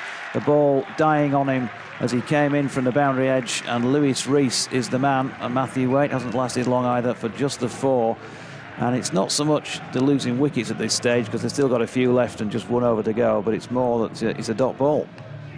Yeah, no, absolutely. And his 4 runs were fairly streaky, down to a very fine third man, Matthew Waite.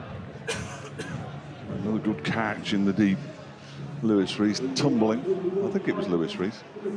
I'll be fairly certain it was Lewis Rees. That was the end of the over as well. 174 for 7 with 6 deliveries to go. So 2 wickets in the over for the second time in the match.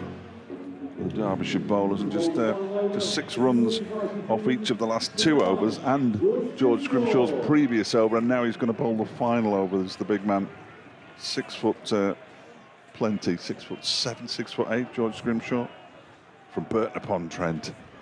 He's in and bowls, and there's a swing and a miss from the batsman. I think that's Thompson. He's having a terrible time of it, really. I'm sure that's Thompson, isn't it, the far? And yes, it is. Is that the town made famous by you? No, it's the town made famous by Jimmy Floyd Hasselbank. Ah. Matthew, is it Revis? Not a lot of difference between you and Jimmy. Or Revis? Revis. Revis. I know, well, that's why I asked. I'm going to get it right. Hovis. Here is Scrimshaw in, and Thompson, well, he's got hold of that one. It's gone straight up in the air, and he's going to get caught down at fine leg, and he is caught down at fine leg. He never looked settled at any point during that entire innings of 12. Jordan Thompson, and Yorkshire are now 174 for 8. Catch taken in the deep by Mark Watt. All the way down there in the distance. He is, by the way, an awful long way away. It looked as though George Scrimshaw was going to go through a T20 match without taking a wicket, which is very much a rarity. And as he comes off and explains to Dom Best what's going on, he was basically shrugging his shoulders there, Jordan Thompson. I have no idea, I can't see the ball. I don't think he did see it very many times from George Scrimshaw. I think he's just said he's bowling quite sharp there, and Jordan Thompson, who's had at least one good day out against Derbyshire in recent years, well, he's going to have to do it with the ball, isn't he? Yeah, that was we've definitely not seen the best of JT there. He was struggling to lay a bat on the ball or time it to any degree, and to say he's faced 17 balls and not hit a single boundary, I think that tells you everything you need to know about the day for Jordan Thompson. So he'll have an opportunity with the ball to do some damage instead, and you can bet he'll want to on the back of that. Well, he said to Don Best, good luck, mate. Yeah. This bowler's sharp. If you can see it, tell me what it was like. Yeah, let me know. Best waits. Scrimshaw bowls to him, strikes him on the pad. Big appeal gone. Big appeal from George Scrimshaw. That one seemed to keep a little bit low, and I think he's pitched it up a bit more, which is unusual for Scrimshaw, and he's got 2 in 2 now, and all of a sudden Yorkshire won 74 for 9. Yep, and collapsing here, and again, it's not so much the wickets, it's just using up balls, really. They just got to get bat on ball, and from looking like they were going to get 200, then you're thinking 190, and you're thinking, well, 185, and now that ain't going to happen. 174 for 9. And last man standing is Dominic Leitch. Dominic Leitch. Don't know anything about Dominic Leitch, I'm afraid. He's only played 2 T20 games. He made his debut down at Birmingham the other week and played last night at Durham. Okay. He'll open the bowling. Quick? Not really seen him with the bat. He wouldn't be as quick as George Scrimshaw, but he's not slow. Okay. Let's see how he copes here. 3 deliveries to go, 174 for 9. And there's not an awful lot that Matthew Revis at the non-strikers end can do it. Scrimshaw is in, and that's a swing and a miss. Is it Dominic Leitch or Dom? He's down as Dom on the team sheet. One or t'other. Either. Okay. Doesn't really matter. I know some like, some don't, and some like the other, and some don't like either. It's been a terrific over. We can't, surely to goodness, see an innings in which we've seen 2 double wicket maidens, surely. Well, that would be record book time. I'd be sending David Griffin off to seek out. It's definitely a limp finish by Yorkshire, I think you'd have to say that. Scrimshaw in again, and that one is a play and a miss, and it's not going to be a maiden. I think you've got an inside edge on that one. The ball wants to be back quickly, and it is back pretty quickly, and it did come off an inside edge, so Leitch is off the mark. Second delivery, and Yorkshire moved to 175 for 9 with 1 delivery of their innings remaining. Matthew Revis, who's yet to face a delivery, will face the final ball. So you can get if you can get a 6, take Yorkshire over 180. That would be good. 169 for 6, Fletch, with 10 balls left, and since then they've lost a further 1, 2, 3 wickets, and added just 6 runs. It's not a good finish. The momentum appears to be with Derbyshire, if momentum is such a thing. And here is Scrimshaw in and bowls to Revis, who swings at that one. It goes through the keeper, he's out. Caught behind. Scrimshaw has a 3rd wicket in the over, and Yorkshire on the final delivery are all out for 175. Revis goes for 0. Leitch, the not-out batsman, on 1. And that has been a very good end to the innings from a Derbyshire perspective, I think it's fair to say. Matthew Reeves, the second man to be out for a first baller, even though he'd been at the non-strikers end for a little while, watching what was going on. Good bowling from George Scrimshaw, who ends with 3 for 20 from his 4 overs. Terrific effort by Big George. We might be speaking to him at the close of play, who knows. And 3 for 29 from Mark Watt, 2 for 20 for Hayden Kerr. The highlight with the bat, clearly Harry Brooks, 77 from 50, was in there for an hour, 4 fours and 4 sixes. Finn Allen with 37, 26 for Shadab Khan. Jordan Thompson was the 4th highest scorer in the end, with the scratchiest 12 runs you've ever seen in your life, bless him. He was out there for half an hour, faced 17 deliveries for his 12. And Yorkshire, 175 all out, which means that in around about 10 minutes' time, we will return online and on the stream with the Derbyshire.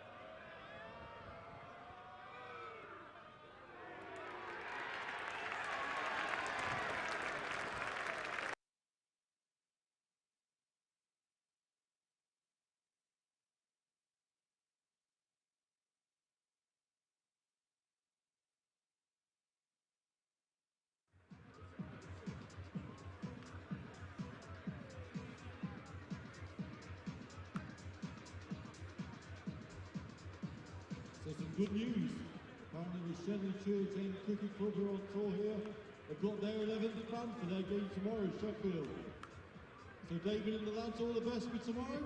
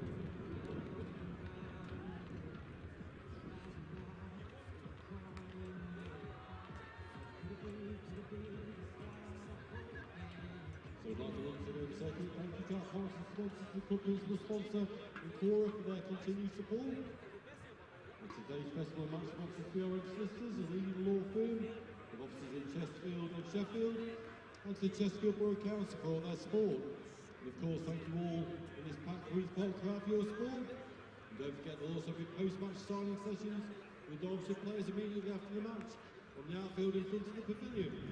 You also get your free signing sheets from the club shop. And the second innings will begin shortly.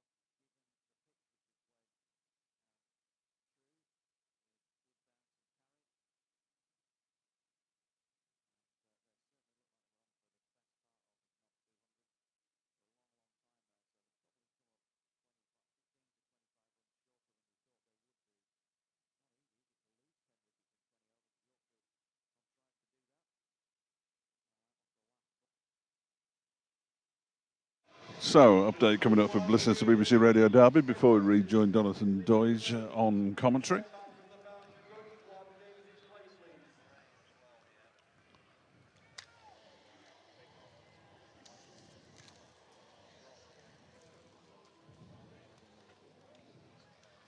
I think it's Matthew Reeves who's going to bowl the first over. Apologies if it isn't. I've got to look through Lewis Rees and the umpire. There is rain in the air as well. In fact, it's quite heavy now as this one's turned into the leg side by Shan Masood. And they're up and running straight away. It's Dom Bess, of course, bowling the first over.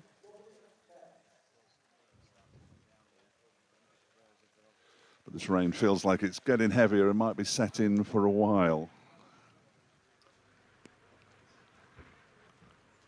Lewis Rees just takes his guard. And this first delivery turned away for 4 runs by Lewis Rees, down to third man, 5 without loss. We will get a Duckworth-Lewis at some point. In fact, Duckworth-Lewis is already there now. Derbyshire need to get to over number 5 Don't know what they need to be at over number 5, but they need to get to over number 5. And in fact, they're coming off because rain has stopped play. With Derbyshire on 5 without loss, 0.2 overs.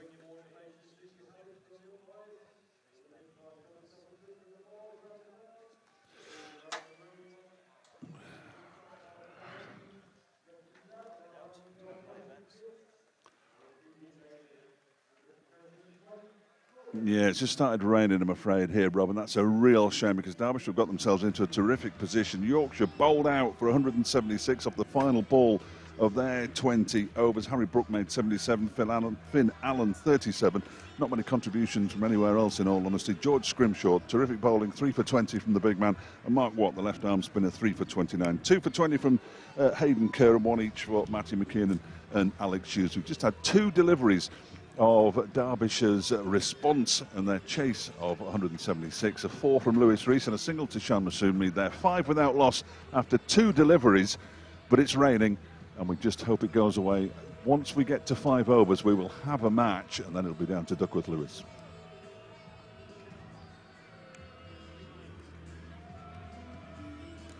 Yes.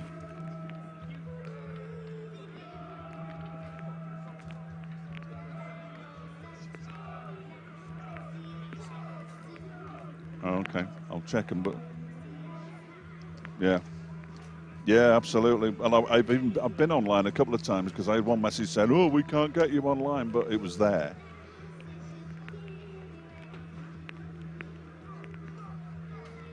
Okay, it didn't sound distorted, but I'll have a look. I'll have a look. Yeah, okay, man. Yeah. Yeah, it might have just been a blip or something, mine, I suppose. But I'll check them all, Nudge. No worries. Yeah, I'm going to drop it and redial it. Yeah, absolutely. Cheers, mate.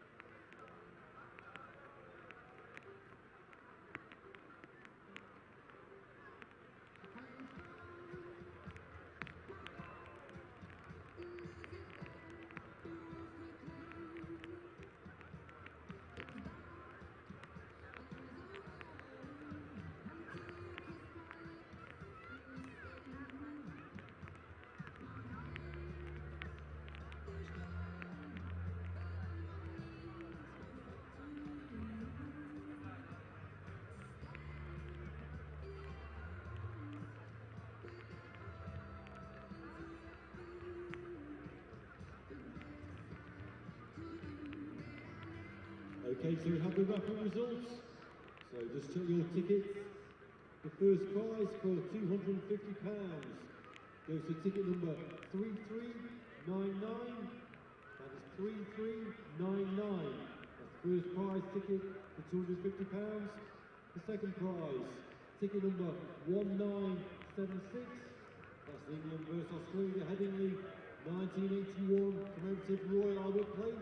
That's ticket number 1976. Third prize is ticket number 1957. And they win the England vs New Zealand 1999 signed cricket bat. That's ticket number 1957. And the fourth prize that wins a nice bottle of wine is ticket number 2340. Now, all these prizes can be collected from the Friends of Queen's Park Cricket Stall, and that's located in the Brampton Brewery tent, and that's found on the bank. So, first prize 3399, second prize 1976, third prize 1957, and fourth prize ticket number 2340. Thank you.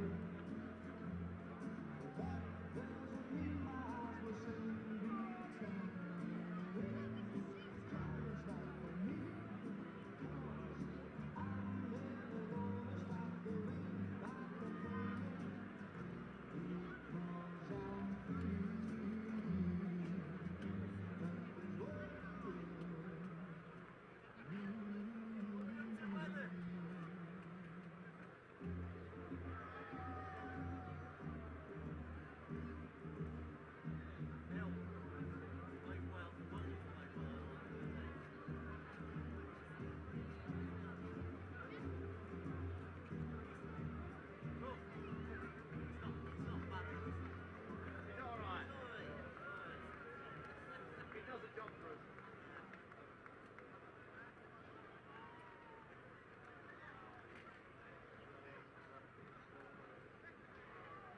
you can see, the groundsmen now starting to take the covers off, so fingers crossed there will no more rain. So let's keep our eyes open and our hands together and hopefully some play as soon as possible. We'll keep you informed as and when play will hopefully commence.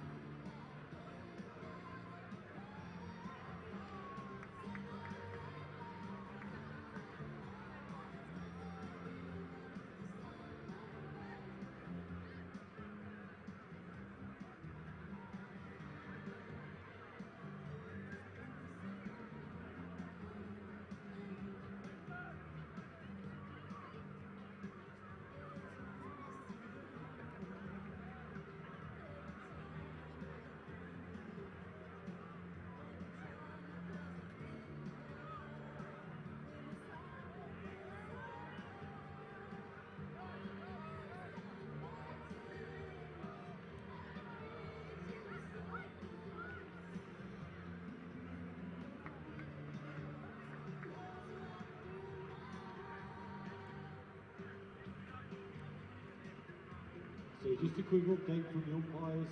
On the proviso, there's no more rain. We'll be looking to recommence play at around 10 to 5.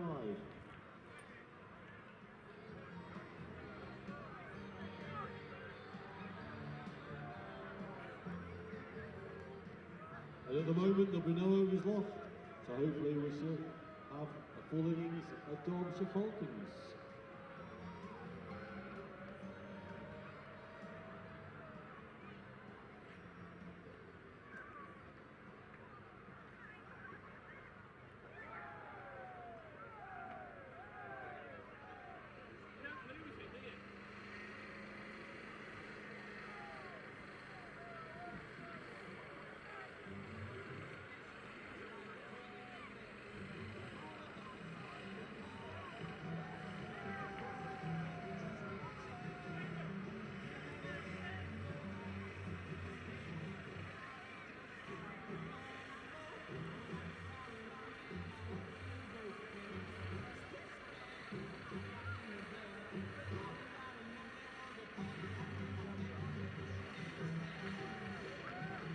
Could we kindly ask all the spectators to now please leave the field of play and return to their seats?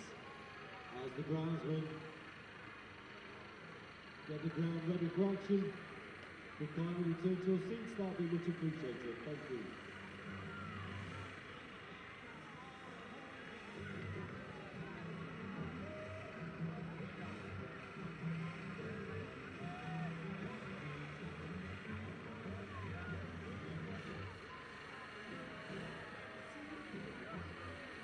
So if we kindly return to our seats as soon as possible, boys and girls, on the pitch out there, we much appreciated.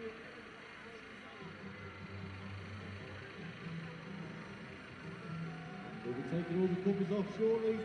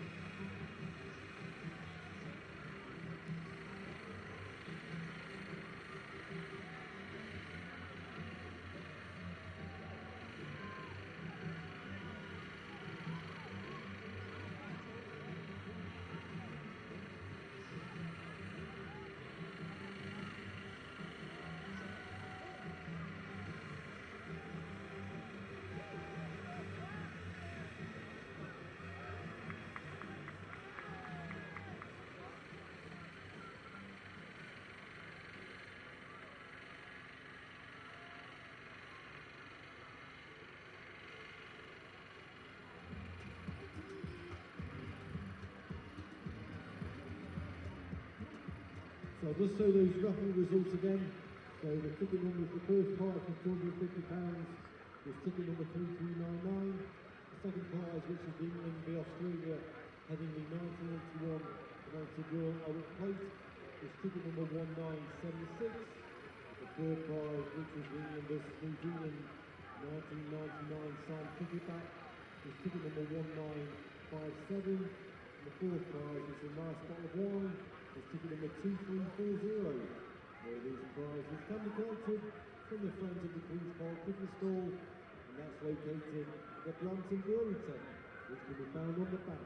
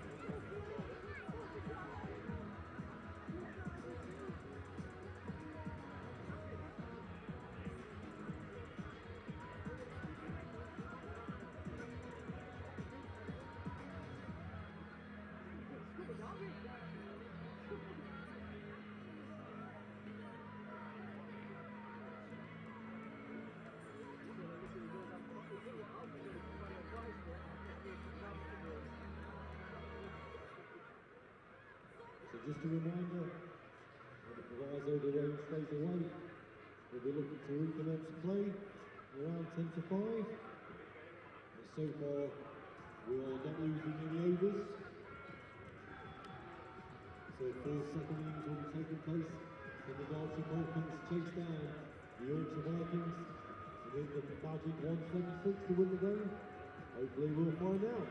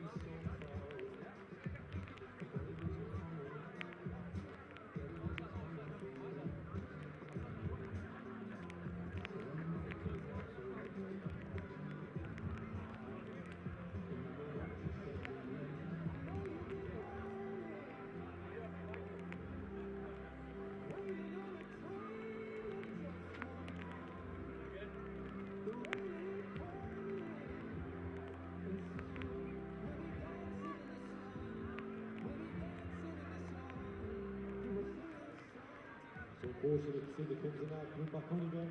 So we'll keep you updated accordingly if and when we have any updates.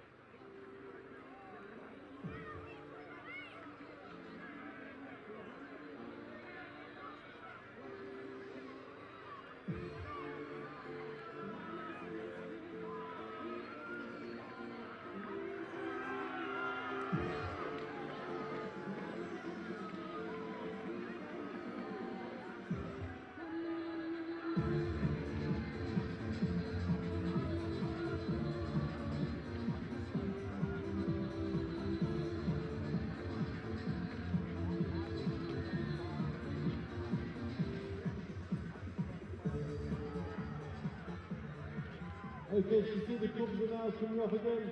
So ladies and gentlemen, boys and girls, if you kindly please leave the ground and allow the groundsmen to do their fantastic job.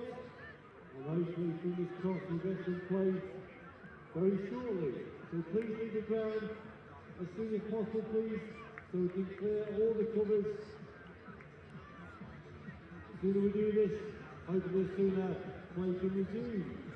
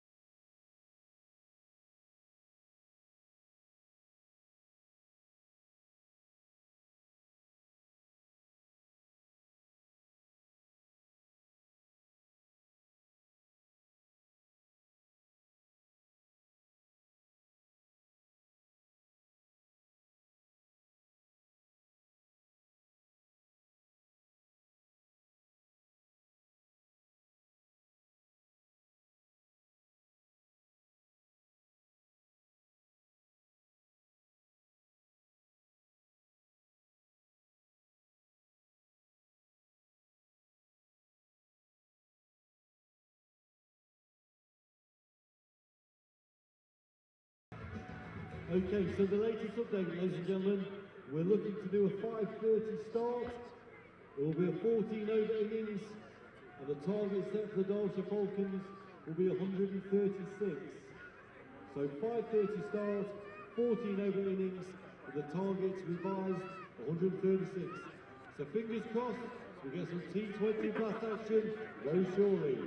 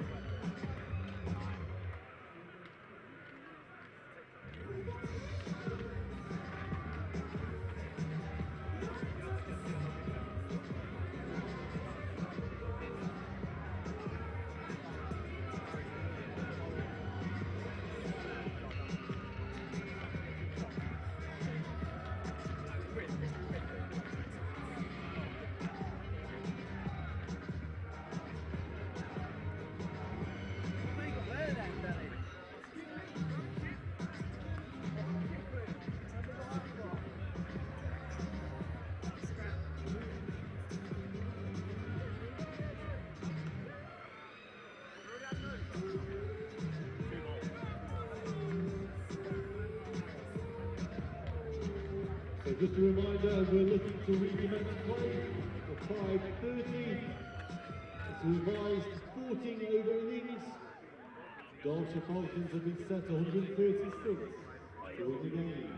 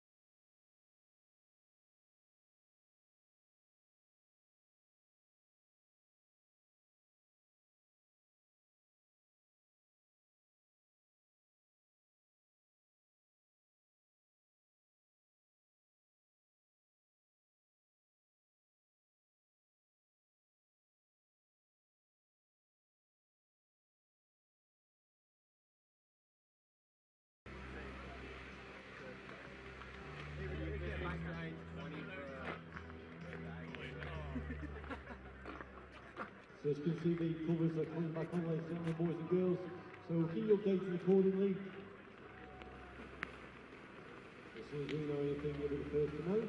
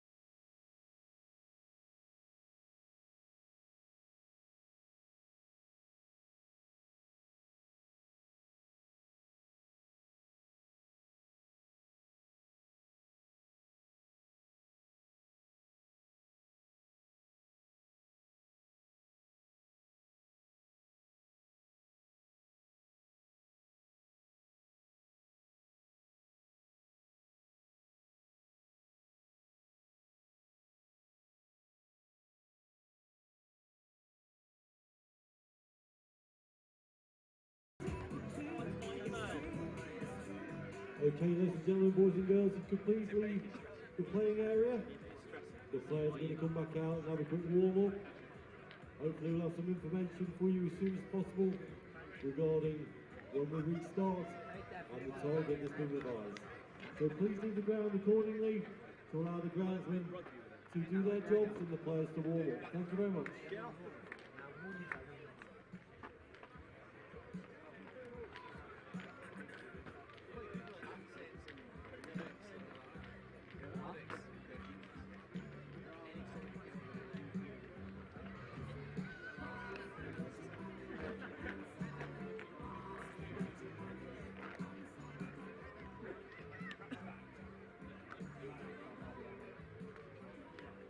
Okay, so the revised time of play is going to be 5:45.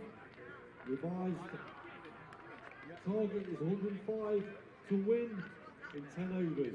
So that's 17:45 restart, 10 overs for the innings. Derbyshire Falcons have 105 revised targets.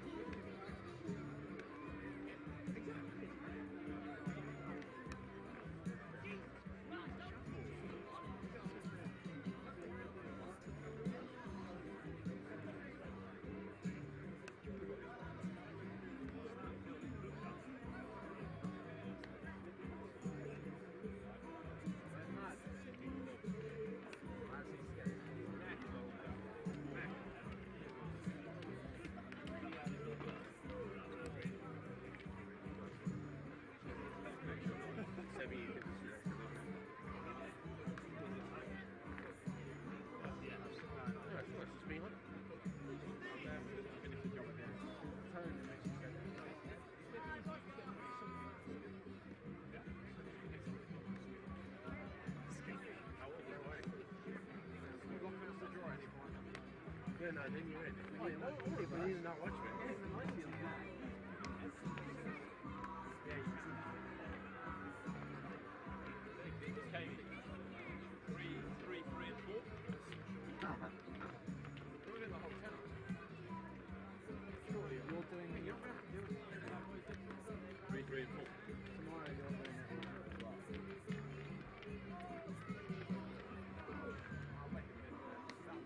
That email that I sent to Tim, I specifically requested that Harry Kane and Alex Thompson would be left out of any agreed contract negotiations.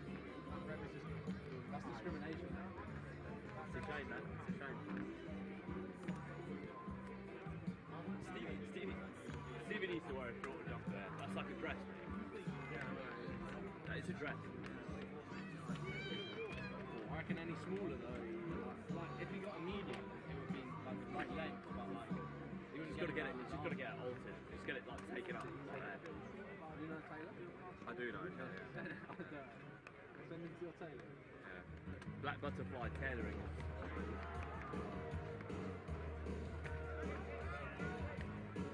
Oh no! Someone just been here. Shit. Shit.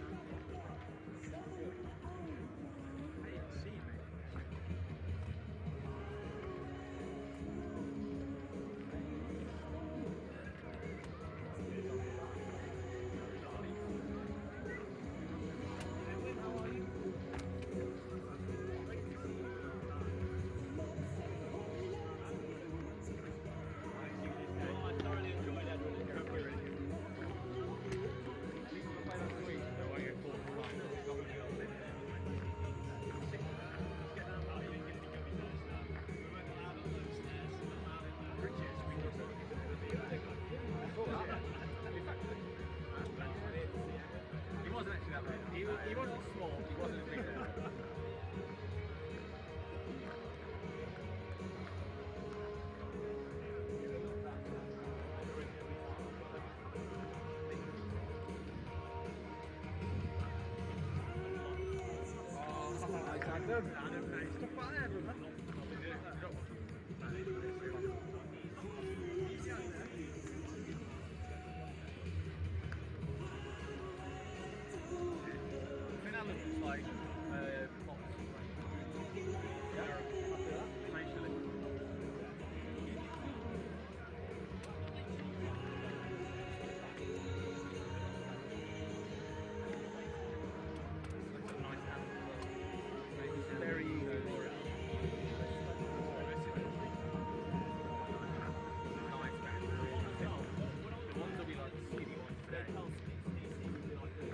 I didn't get annoyed with it. You missed that one. It wasn't very hard. Yeah. I did get annoyed. I didn't know that one. I was annoyed at others. I didn't know where I was actually laughing at. Where's that? And the way to your mouth is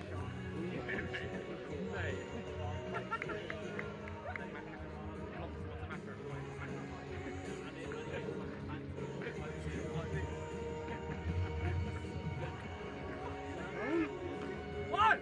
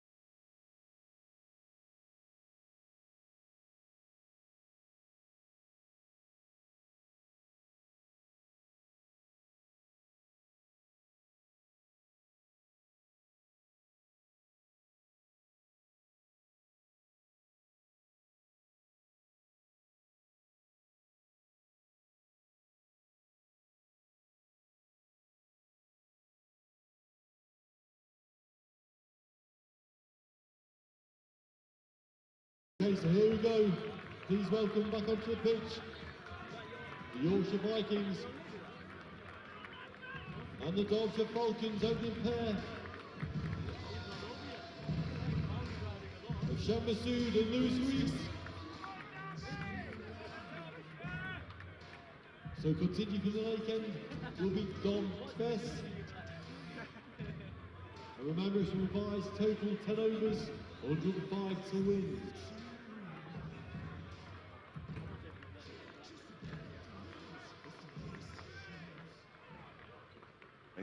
But there we go. I'm not sure how they work these things out, but they do. And how do they work them out? Dom Bess is going to continue the over he started what seemed like yesterday, and it's pushed out into the offside by Lewis Rees for a single. And Derbyshire move rather handily to 6 without loss. That was plumb. Yeah, well, you can tell from here. I've got this website on NV Play. Yeah. Why have I got UNC Clonmel? Right, we'll get rid of that bit. Yeah, go to live. Ah, yeah, that's good. And then, oh dear, well, you just go scroll down. This next delivery has been hit down the ground. Oh, it hit the wickets at the far end. I don't think Dom Bess, if he did get a touch, you hopeless man. I've got the Irish League on it. At the moment, Duckworth Lewis says 4. They've got to get to 5 overs. Whether they get to 5 overs or not remains to be seen. 6 without loss, Derbyshire in the first over. It's been bowled by Dom Bess. There is rain in the air. Both sides very, very keen for a victory here, which I think is why they're both out there right now, if I'm honest. And you are an honest man. Well, as the day is long, that one is slapped for 4 runs by Shan Masood. Nice shot out towards the extra cover boundary. Just leant back into the leg side and freed up his arms and slapped it away for 4. And Derbyshire are up to 10 without loss with 1 ball left of the first over of 10. Yep. Duckworth Lewis par score at this stage will come up in a moment when my phone updates. And I'll let you know what it is. I'll let you know at the end of the over. Here's Dom Bess. Around the wicket, I beg your pardon. That one is it's a big swing and a miss from Shan Masood. So 10 off the first over. Didn't like that sound, and it's because the codec's gone off. And come back on again. I apologise for that. Outgrounds, not a lot we can do. 10 without loss then after the first over. And you'll all be delighted to know I'm making way. Lauren Tuffrey I'm making way for. That's who I'm making way for. So 9 overs remain, and 96 more needed. 195 more needed, I should say. 105 the revised target. So 95 off 55 needed. Yorkshire just asking for something from the side, which has been dashed on with. And Dominic Leitch is going to bowl from the pavilion end over number 2. Well, last night up at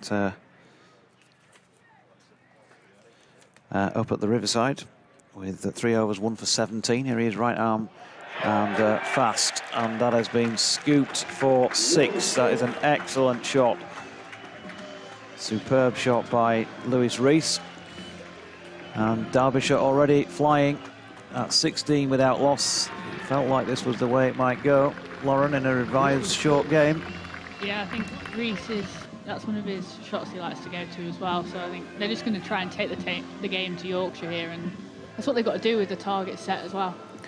And, I mean, they need 10 and over, but with 10 wickets in hand, it feels like it's a bit of an easier task. And also, if there is more rain, they just want to get in front of the clock on DLS, don't they, by the time that this is halfway through. And there is a wicket. Dom Leitch has got Rees LBW playing across the line. It looked like a pretty good shout, although we're not at any sort of an angle, but you just felt he'd not got particularly far forward and it was straight enough. And he has gone. So 16 for 1. That'll change the DLS.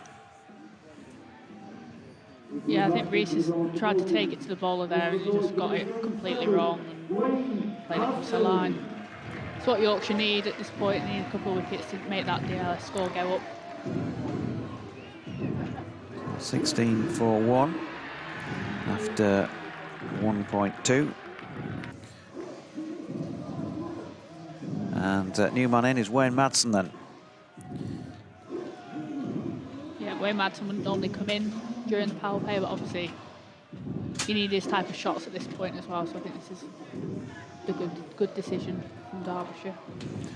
11 off 4 Rees finished with, including both that 6 and the 4 that preceded it. So 16 for 1 after just 8 deliveries. Only 10 overs in this one. 105 needed by Derbyshire at the outset then on the revised Duckworth Lewis Stern method. Yorkshire having posted 175 in their full 20. Leitch tearing in down the hill. And that one beats Madsen first up with a little bit of kick off the pitch, because the pitch has been covered. Can't imagine it's going to be the easiest in the outfield. It's been raining on and off. Well, they went off at 4:02, and so they've been off for an hour and 43 minutes. Might be a little bit greasy, that ball. And it was quick beforehand as well, so it's only going to have got quicker, the outfield. Here's Leitch then, into Madsen, who has another swing across into the onside and misses. Yorkshire will be delighted with any dot ball. Derbyshire. Have we got DLS score? Fletch? DLS pass score after that delivery is 16. Okay, so they're bang on par at the moment with DLS, 16. After that Leitch delivery. Just like to know. Somewhere in the ballpark, you know, it's always nice, isn't it? Leitch then, in he comes again. Young man from the Middlesbrough area, and he's gone wide of off stump, but a slash at this one, and Madsen's gone. He's feathered it through to Tom Kohler-Cadmore, so a second wicket has gone, and it's that of Wayne Madsen, and he hasn't scored. Yeah, Madsen's come out swinging from ball one, and he's missed the first two, and just caught an edge on that one. I'm not sure if it was the right game plan to go for, just swinging. DLS from Fletch, who said now is 19, so behind again. Yeah, behind just at this moment in time. Liz Deploy, who was next to us a moment or two ago on the steps, we're right next to the pavilion steps here, just to the right, under our little gazebo down at ground level. He's now walked out to the middle. Madsen gone, none off 3 deliveries. And so 2 wickets to Dominic Leitch. I mentioned he got one last night. Excuse me, last night. Well in both his matches so far prior to this one, and he's now got 2 for 6 off 5 deliveries. Just that Lewis Rees 6 over fine leg first ball of it. That'll just give the fielding side a boost, but Derbyshire still with 8 wickets to play with here to try and get these runs, and Shan Masood still out there. Yorkshire will know how big a wicket he is. Here's Leitch for the last ball of the over, which is dropped into the offside. In comes Jordan Thompson and throws the ball at Deploy. Well, he threw it at the wickets, but it hit Deploy. So single off the last ball, 17 for 2 after 2. Yeah, it was a good over for Yorkshire, keeping Derbyshire under wraps a bit there and taking those 2 crucial wickets. I think that's what they need, just keep taking wickets and put Derbyshire under a bit of pressure. So if they start trying to hit out, and they, as we said before, boundaries are shorter than normal here at Queen's Park, so need to contain them as much as possible.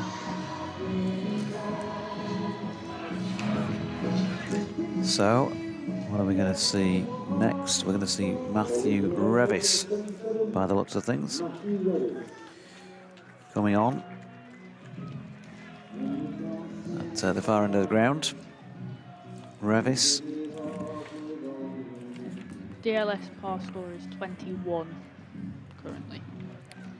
Okay, Revis ball 1 over 10 when the teams took each other on up at Headingley, and of course Derbyshire won by 9 wickets there in that particular rain-reduced game last night. None for 20 off his 3 up at the Riverside. Right arm fast medium coming in towards us.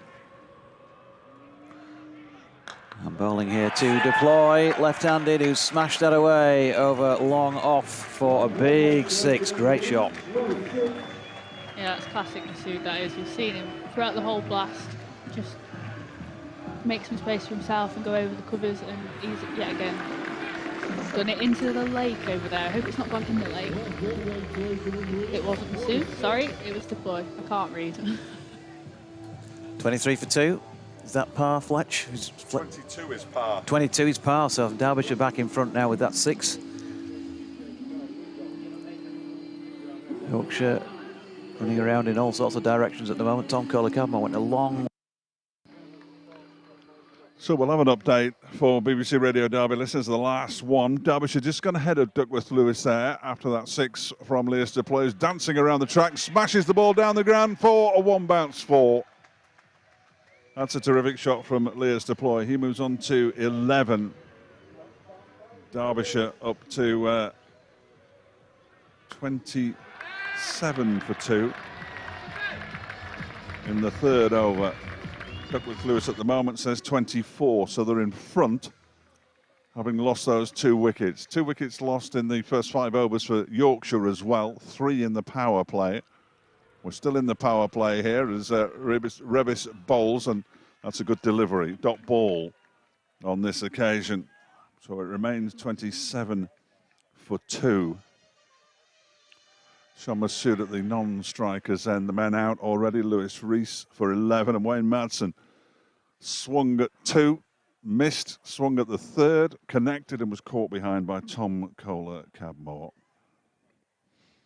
Matthew Revis bowling over number 3, in and bowls, and that's pulled into the leg side by Lears to play. They've run 1. I think 1 is all they'll get. It is 28 for 2.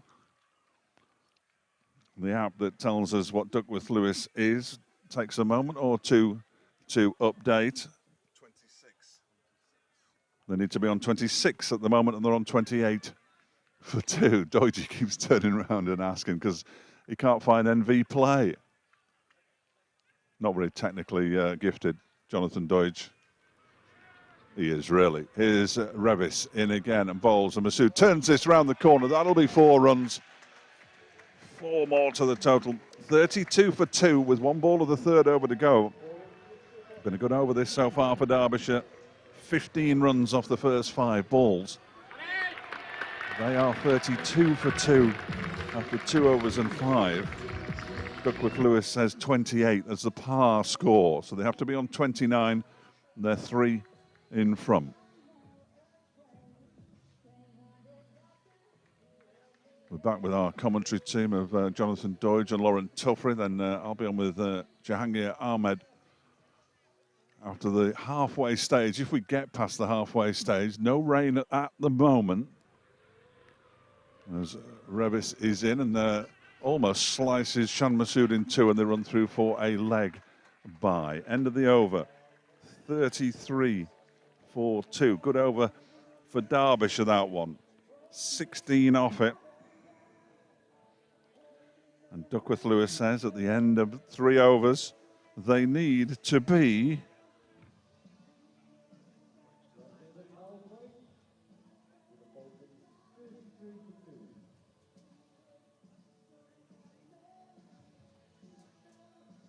Twenty-nine.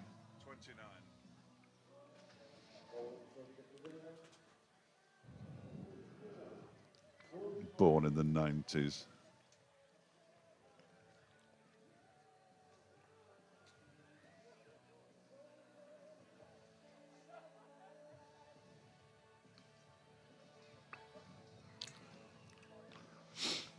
Huh.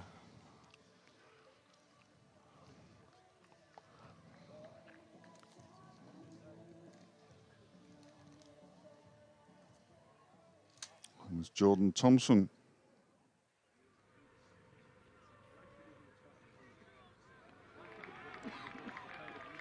Dot ball to begin with. That's not good for Derbyshire. 33 for 2.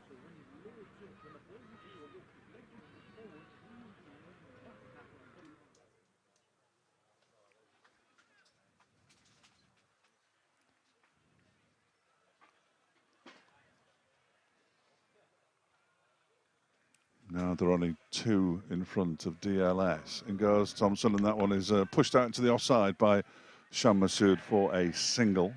34 for 2.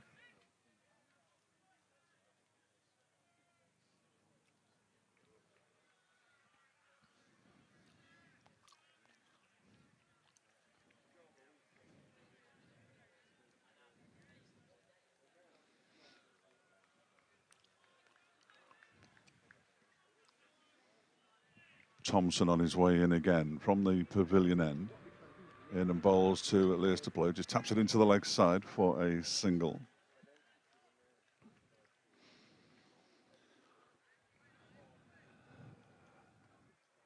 Well, we've got, we're in the 4th over here, Rob, and Derbyshire are 34 for 2 now in pursuit of 105 off just 10 overs to win this game of T20 cricket.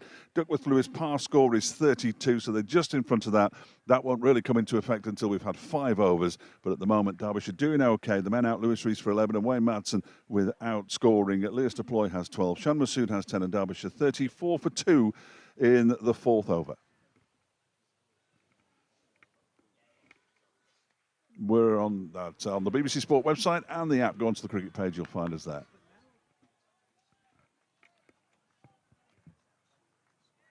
Side. And so it's only going to be the one. DLS pass score has now gone up on the board at the bottom, which is good to see. So it should be 37, it's 36. So Yorkshire pendulum swung just back in their favour at this moment in time.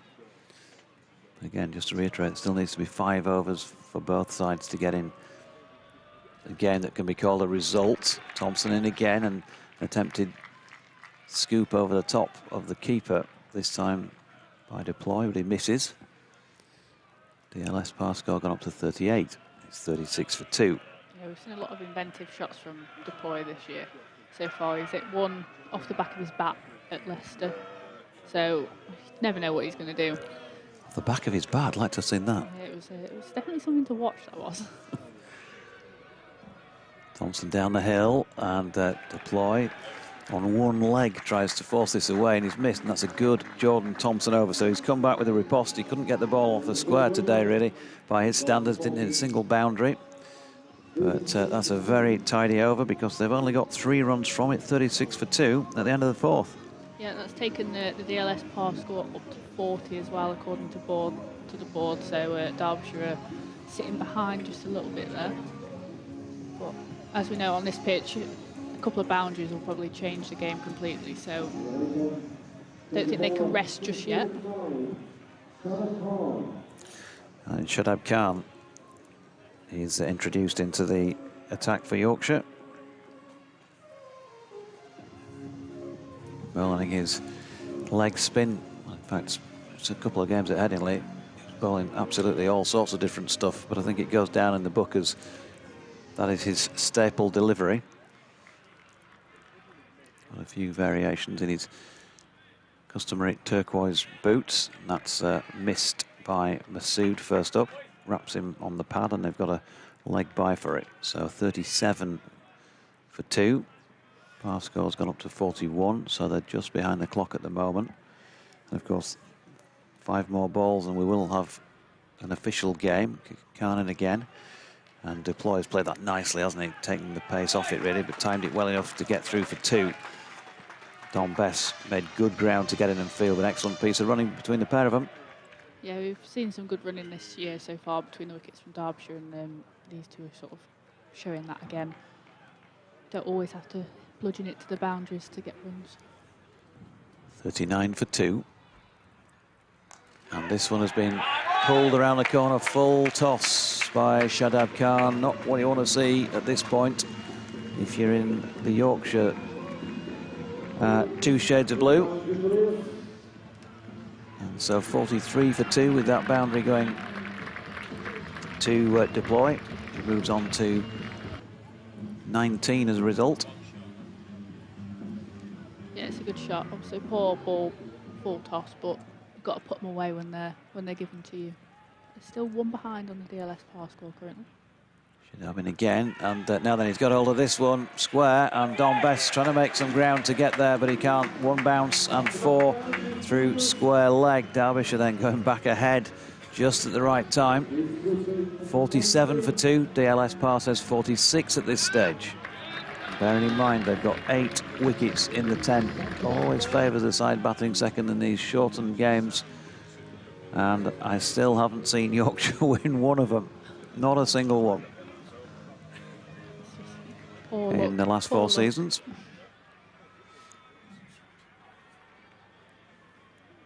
Here comes Shadab in again, this time use of feet from Deploy. He's got it away into the onside. They're going to come back for a second here. They're not in the end, because Jordan Thompson was in lickety-split from the boundary edge to keep them to 1, and they could afford to kind of rest as well at that end, the 2 batters. They didn't want to take a silly run, give a silly run out at that stage.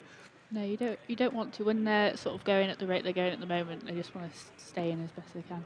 48 for 2, par score 47 at this stage. Now then, Matthew Waite's just slid in the outfield as he's gone to field that, and they got through for 1. So end of the over, that's 5 complete. We're going to do a double change in the commentary box. I think Fletch is going to come on for Lauren, and once he's done that, I'll make way for Jangir to come in for a few overs. 49 for 2, 24 to Duploy, who's playing really well here. Shan Masood's taken the anchor role as things stand at the moment. And they're bang on course, 49 for 2, and the DLS par is 49 at the halfway stage. Fletch. I beg to differ, but it's 47 DLS. Yeah, that's nonsense. DLS is 47. Doesn't matter. I didn't realise it was on the scoreboard.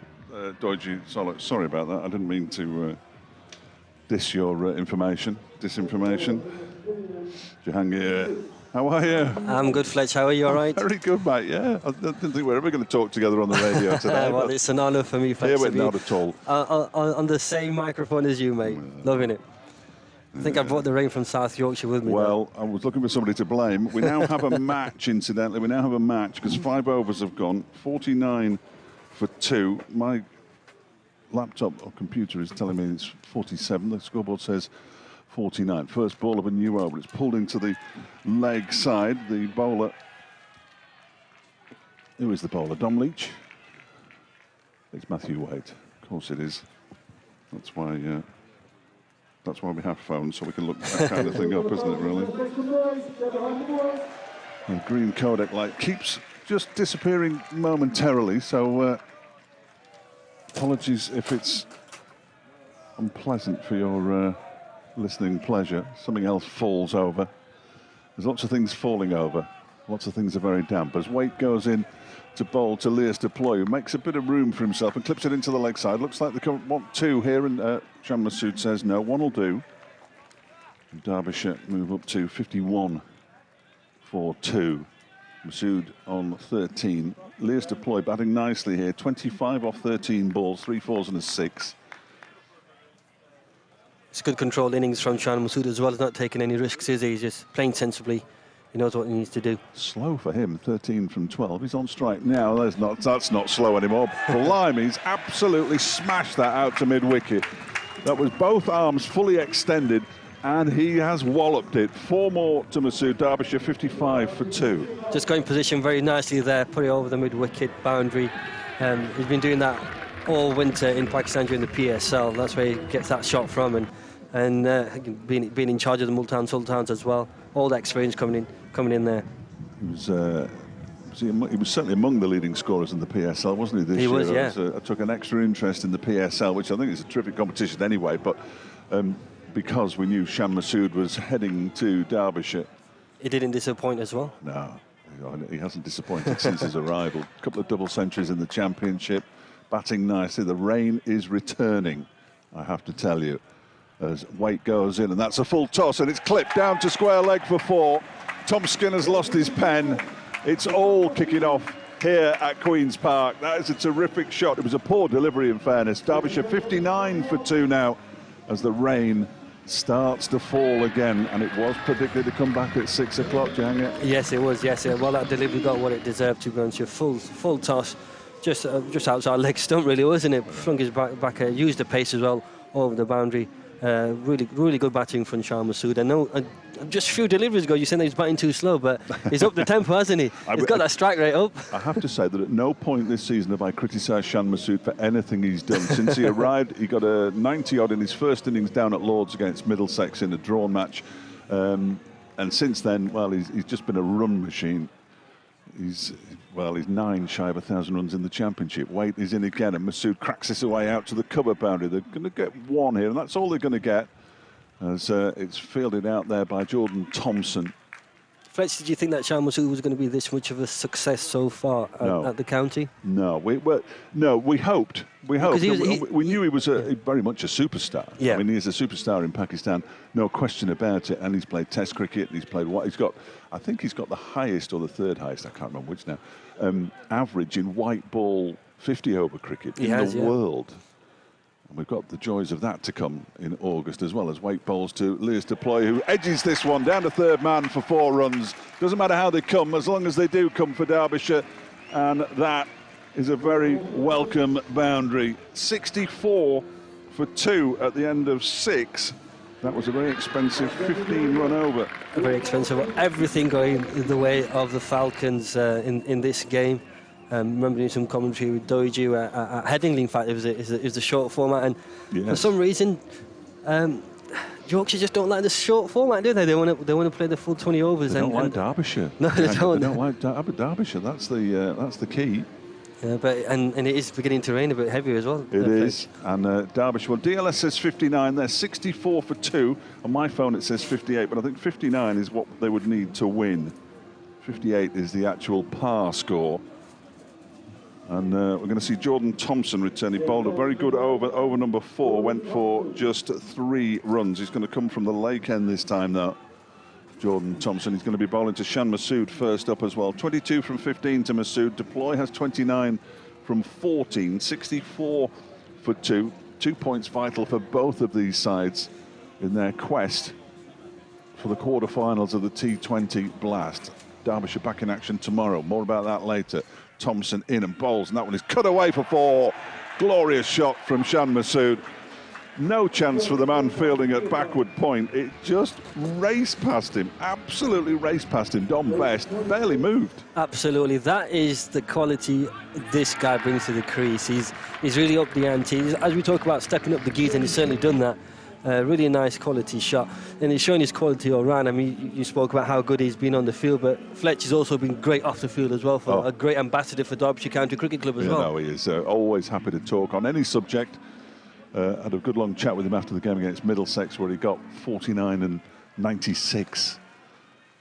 Needed another 9 runs to get to those 1,000 in the championship. Thompson is in. This one's turned into the leg side by Masood. They set off quickly. They want 2 here. They're going to come back for 2 as well. They're both quick between the wickets, these 2. And that is a good 2 runs added to the Derbyshire total there, as it's fielded by Finn Allen out in the deep. 70 for 2 now. DLS says 63. They're just starting. You say going through the gears. He sort of went from first gear to 4. It'd be in 6th. I mean, it's one of those cars with 6. To the Rawalpindi roads or anything like that. You know, some straight roads and some bumpy roads, I think. In comes Thompson again. Bowls to Masood, who pushes it out into the offside. They'll just take a single this time, as the ball dribbles towards the edge of the 30-yard circle. 71 for 2. Masood moves on to 29. Deploy already there. 29 off 18 Masood, 29 off 14 Deploy. DLS on the scoreboard says 65. On my computer it says 63. I'm absolutely no idea which is which. It needs to be fairly convincing, Duckworth Lewis. But this is linked to the scorers as well. That's why it makes no sense, Doiji. No, you're right. Thompson in, bowls to Deploy, who just dabs this down to third man. They pick up a single. 2 balls left in the over. I'm delighted that I worked out what the signals were that Tom was giving to the man on the PA, because I thought he was being unpleasant to him, but every over he just gives him the 2 for the over, which is good. Helps me as well. 72 for Many 2. ways of communicating in the com box, isn't it? Just. And we're snug in here. I mean, it's cold and it's wet, but quite snug. There's 37 people in 7 square yards. Thompson in again, bowls to Masood. It makes a bit of room for himself, tries to pull it down the leg side, makes no connection with it, and it goes through to Tom Kohler-Cadmore, the wicket-keeper. And big cheers from the Yorkshire contingent inside this cap. Well, it's not quite capacity anymore. 1 or 2 made their minds up, and I can't say I blame them, because it was raining quite heavily. There's not a lot of shelter around Queen's Park, unless you can get under a tree or something as well. Blag your way into the VIP area or something like that. But I wouldn't, not that I would advocate that kind of thing at all. 72 for 2. 1 ball left of the Thompson over. It's been a good one so far. Just 8 runs from it. He's sending the man at fine leg out onto the boundary. He's brought third man up. That could be dangerous. Masood is strong on the offside. Thompson is going to bowl it at the stumps. In fact, he's guided it away straight to the man at short third man, who's stopped it really nicely, to be fair to him. That was an excellent piece of work by Dom Leitch. Thanks, Doiji. Just give me time to look it up and I'll be all right. End of the over. 73 for 2. 9 runs off it. Duckworth Lewis is somewhere between 68 and 70. That's right, yeah. But Derbyshire going nicely. Could be absolutely anything. Sorry. Yeah, Derbyshire going really nicely. Fletch there. They've got the game in control. I think with the rain coming down as well, the ball's getting a bit slippy. The bowler's not been able to get a grip of the ball. You know, the seam becomes wet as well. That control isn't there. But you know, Derbyshire really want to get this over and done with. And as you said, these points are vital to make sure they get onto the knockout stages. To both teams. Currently, Yorkshire are 3 points in front of Derbyshire, having played a game more. Here's Dom Leitch in from the pavilion end. Ball's a full toss wide of the off stump, and it's a wide. 74 for 2. Just edges them slightly further in front of Duckworth Lewis. Yorkshire need a wicket here because you can see the body language has dropped, hasn't it? There. It has. But it's a terrific effort by Yorkshire. I wrote down a list of players who could possibly play for Yorkshire, but who aren't playing for Yorkshire. And you know the obvious ones like Joe Root and Johnny Bairstow, but David Willey, Adil Rashid, and Dawid Malan out in Holland with the England white ball team. That one is driven straight down the ground. Now then, it's gone straight to a fielder who gets down on one knee, and they're going to come back for a second. They might have to hurry. They don't have to hurry. That's good running. Good running from Derbyshire, showing good intent there. They want to get this done quickly because I know the rain's coming down. And with the Duckworth Lewis, you're not quite sure, are you? Because computer's saying one thing, the scoreboard's saying another thing. The best thing to do is to get to 105, isn't it? Exactly. And then we can all say definitively exactly what's going on here. Here's Leitch once more. Around the wicket to the left-handed Shan Masood, who gets a full toss and carves it away out to the point boundary. There's a little juggle there, and Masood says, I'll have a second, and he gets back for the second as well. Running on a misfield, it's not normally advised, and if you're a youngster out there, your coach will tell you don't run on a misfield, but needs must for Derbyshire here. I think the rain and the wet conditions had made that easy for Shan Masood to make that decision to come back for the second. Because Derbyshire won with 3 balls to spare at Headingley, only 3 balls to spare. There were plenty of wickets in hand, but that was relatively tight. And Leitch at 78 for 2. He's on his way in again, and Masood tries to guide this and misses. That's a good delivery from Leitch. Dot ball. Dot ball, yeah. You talk about that kind of length and line, the wide ball Yorker, isn't it? Sometimes it's always a winner. Keep it inside that blue guideline. That will be, if it hasn't washed away, out there for the umpires. Umpire at our end is Rob White, Richard Kettleborough. I had a good long chat with in the tavern outside Lords in the first game of the season. He was umpiring that game. Leitch is in. That's edged and caught brilliantly. Brilliant catch at third man. That's a terrific effort. Magnificent. Who's caught that one? He's hurt himself as well. Dom Bess has caught it, and straight away they want somebody out there. I think he might have, well, his knee is in a bit of trouble. Masood has gone, but Leitch, Bess is down. And that is a real shame if there's going to be an injury. But Leitch, who picked up 2 wickets in his first over, has got one in his third as well. And Derbyshire are 78 for 3 now. Masood goes for 31. It doesn't look good from here. The physio's running on there. I think he's done an injury. Could be. I mean, it was a good catch. I think it could be a dislocated finger. You just don't know what happened. He landed awkwardly on his knee as well. He seemed to be clutching his knee to me. I hope against hope that it isn't his knee. Masood goes for 34, I beg your pardon, not 33. Great catch, though, by Dom Bess. 24 deliveries, Masood, 5 fours. And that was an absolute stunning catch. And it will affect Duckworth Lewis as well, of course. As we lose the codec once more again, I apologise. Outground cricket brings with it all sorts of trials and tribulations. So Brooke Guest should be the man who's gone out to join Leah's deploy. 78 for 3. Duckworth Lewis says, well, would you believe it, 78. Although on my computer it says 76. Yeah, so it is on mine 76, so we don't really know what to believe. But what an innings from Shan Masood. I think he did what he had to do with it. Step on it, make sure he creates a good platform for the players to come in, and he's certainly done that. The comparison is interesting as well. The target 105, of course, but the comparison at the same stage, Yorkshire was 77 for 3. Now, you rather hope that Dom Bess can be treated and either helped from the field or carry on. Obviously, Yorkshire will have a 12th man that they can bring on, but the rain continues to fall, and the longer he's having treatment out there while it's raining, you just get the feeling like he's getting up. That's good news. He is getting up. He's limping quite badly, isn't he? And he's favouring his right leg, I think. But it's definitely his knee. 1 each, isn't it? We can all go home. Yeah. Sorry, Deutsch just asked what's the points for a tie, and of course it's 1 point each, which means that we've sat in the rain for nothing. If it is a tie, that would be remarkable, Could wouldn't have it? shook hands over that first, couldn't we? So 104 for a tie. I better write that down, otherwise I'll forget it, even though they need 105. So here we go then. Dom Bess is still out there on the field of play, I think. I certainly haven't seen him limp off. Oh, no, he is off. He's been helped over on the far side. So the 12th man is got 68 on his back, but I can't read his. Will Luxton, thank you, Doji. He is on the team sheet. Jonathan's in charge of names. I'll do Duckworth Lewis. And Brooke Guest is the new batsman. Had a very good red ball season.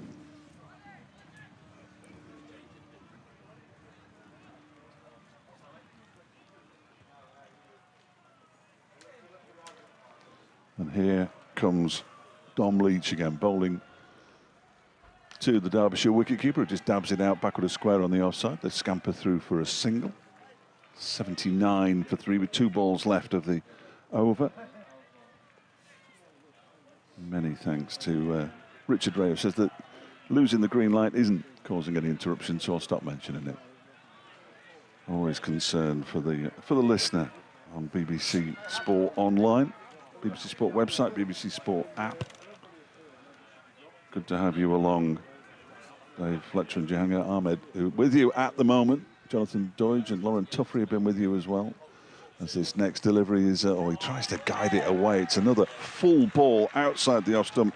And Leitch, who presumably can only bowl 2 overs because it's at half the normal tally. 79 for 3, just 6 runs and a wicket off that one. 79 for 3. DLS now says 82, so Yorkshire in front once again. They're a little bit behind, aren't they, Derbyshire? Again, good line of length from Leitch. That bowling that wide Yorker length at good pace as well, and the batsman missing it. So 79. They've got 2 overs left. This could go either way. Fletch could go either way. This could go either way. One bad over for Yorkshire could go the Falcons' way. A wicket could definitely change it and swing it to Yorkshire side. I still fancy the batting side. I don't know what you think, Fletch. I'm too nervous to even think. Shadab Khan is going to return. I think Shadab Khan, one player who's not really. I mean, he's a quality cricketer, but not really had a good T20 blast. I was speaking to Doji in the first innings, where he's a recognised all-rounder, but not scored much runs for Yorkshire yet. He's in now and bowls wide of the off stump, wide signalled. Brooke Guest tried to get to it, couldn't.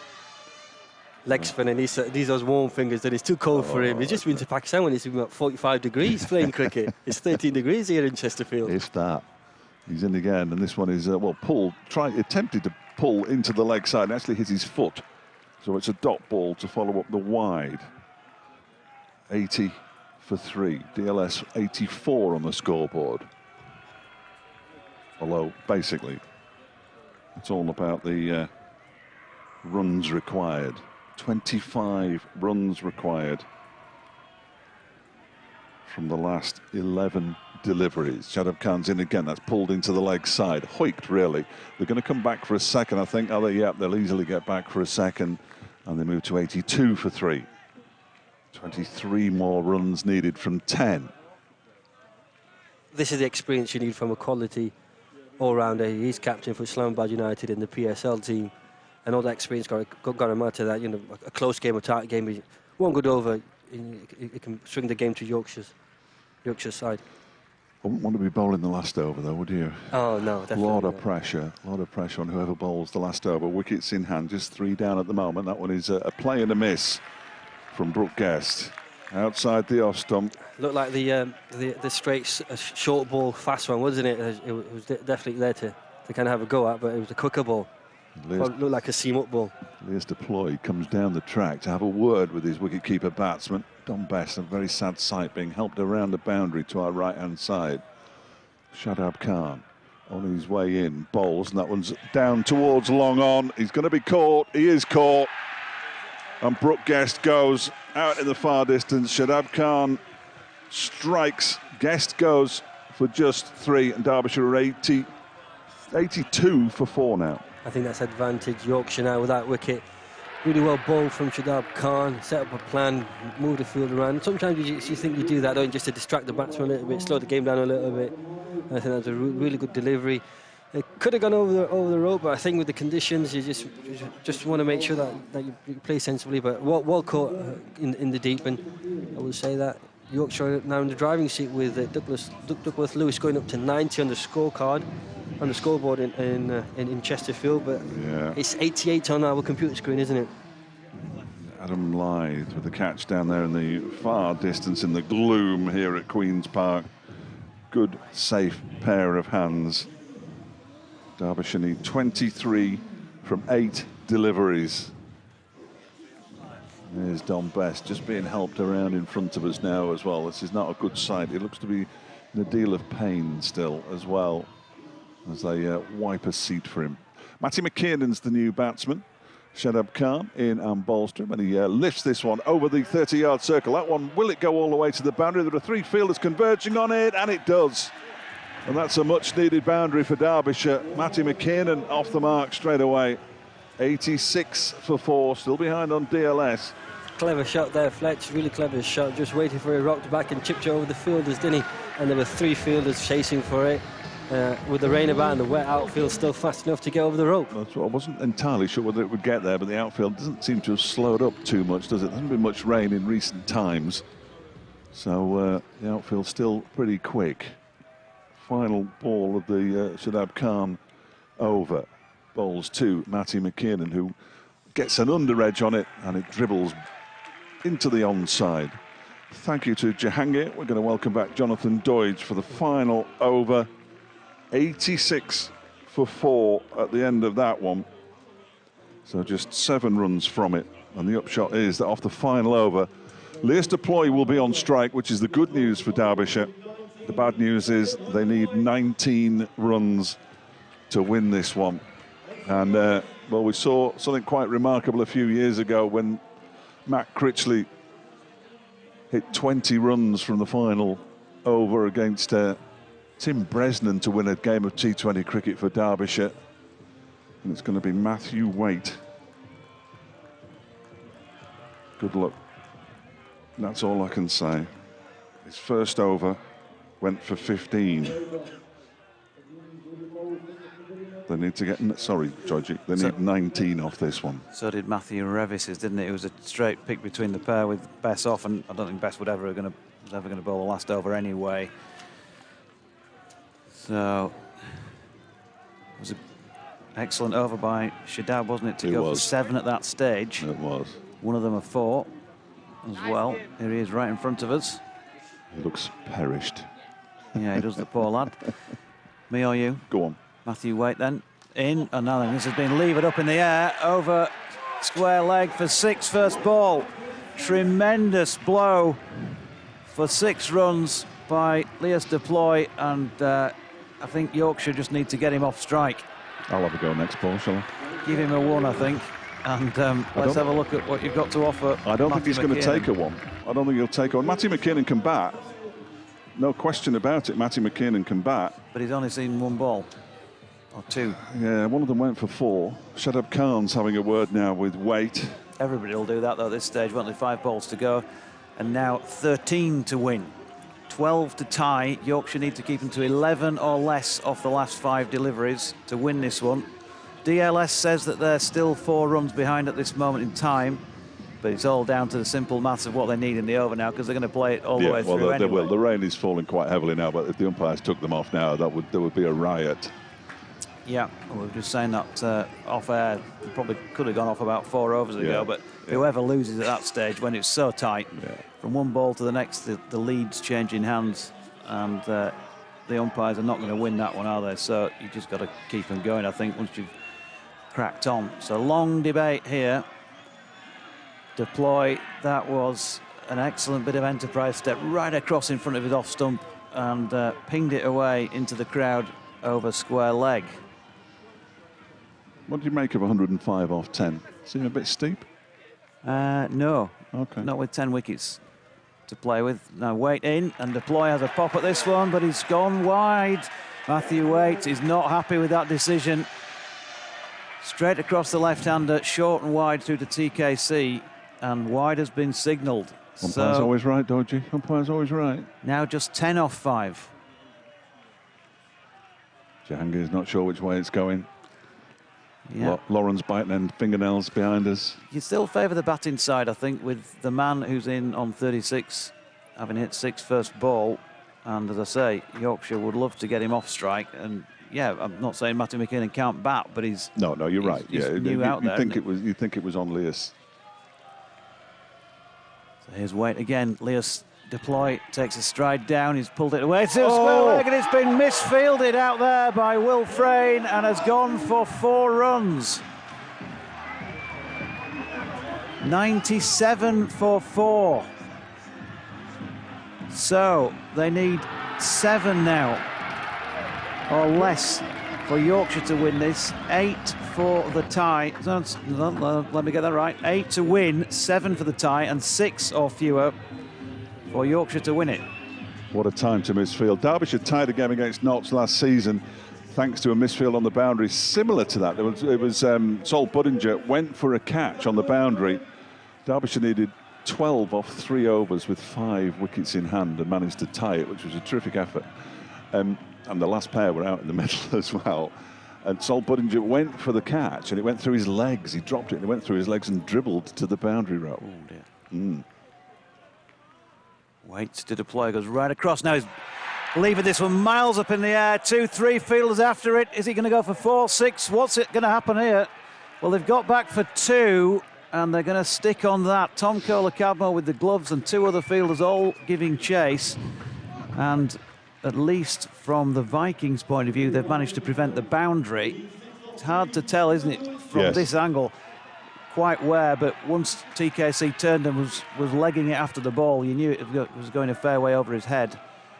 Could have just gone straight up and been a straight catch for the keeper. Hammering it down with rain. They're staying out there. 3 left? 3 left. 3 left. 6 to win, 5 to tie, 4. But you know the rest. Deploy on strike, Waite coming in. And that's it!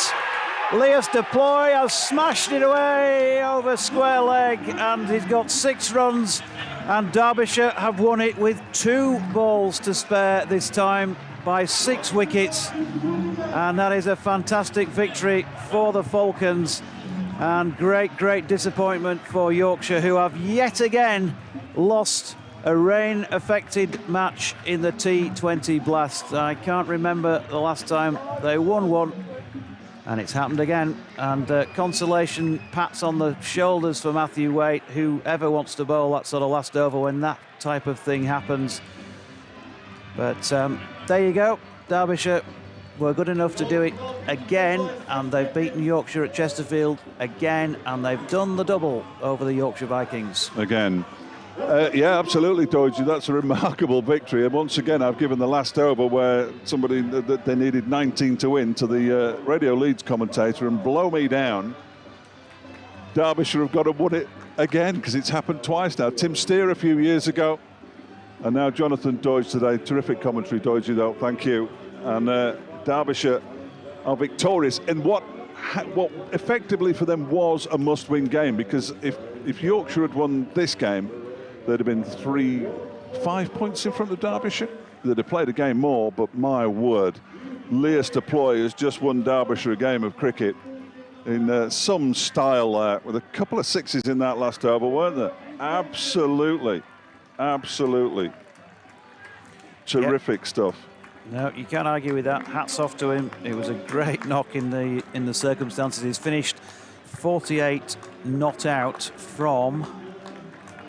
Just let my scroll bar thingy-majiggy move up. 48 not out from 20 deliveries, which is just a brilliant return. 5 4s and 2 6s. I mean, yeah, it's madness, isn't it? Absolute madness. And those who stayed around here at Queen's Park, and I hope the majority of the crowd, I think a large number of people stayed around to the bitter end through the 2 hours of rain that we watched, near enough, have been rewarded with another terrific finish. Absolutely remarkable. There are people celebrating as though they've just won the T20. Remember, Derbyshire have just closed the gap to a point on Yorkshire, albeit with the game in hand. They play Warwickshire tomorrow at Edgbaston, but another victory would put them in the top 4 for the first time this season. Doidge, it's been an absolute delight, as ever. And we'll see you back here at Chesterfield in August. I because, can't wait. Yeah, I bet you can't. I promise. See, what's that young lady there walking around? I mean, I know it means she can't get her clothes wet, but goodness gracious me, what's happening here? Remarkable. Anyway, just caught my eye for no apparent reason. Thanks to Doidge, thanks to Jahangir and to Lauren. It's been terrific fun. T20s always are terrific fun. And despite the weather and all the rest of it, Derbyshire win this one by 7 wickets? 6 wickets. 6 wickets. I've no idea what's happening. Thanks for your company. We'll speak to you all soon. In fact, we'll speak to you tomorrow on Radio Derby from Edgbaston, 2:30 start. Let's see how we get on there.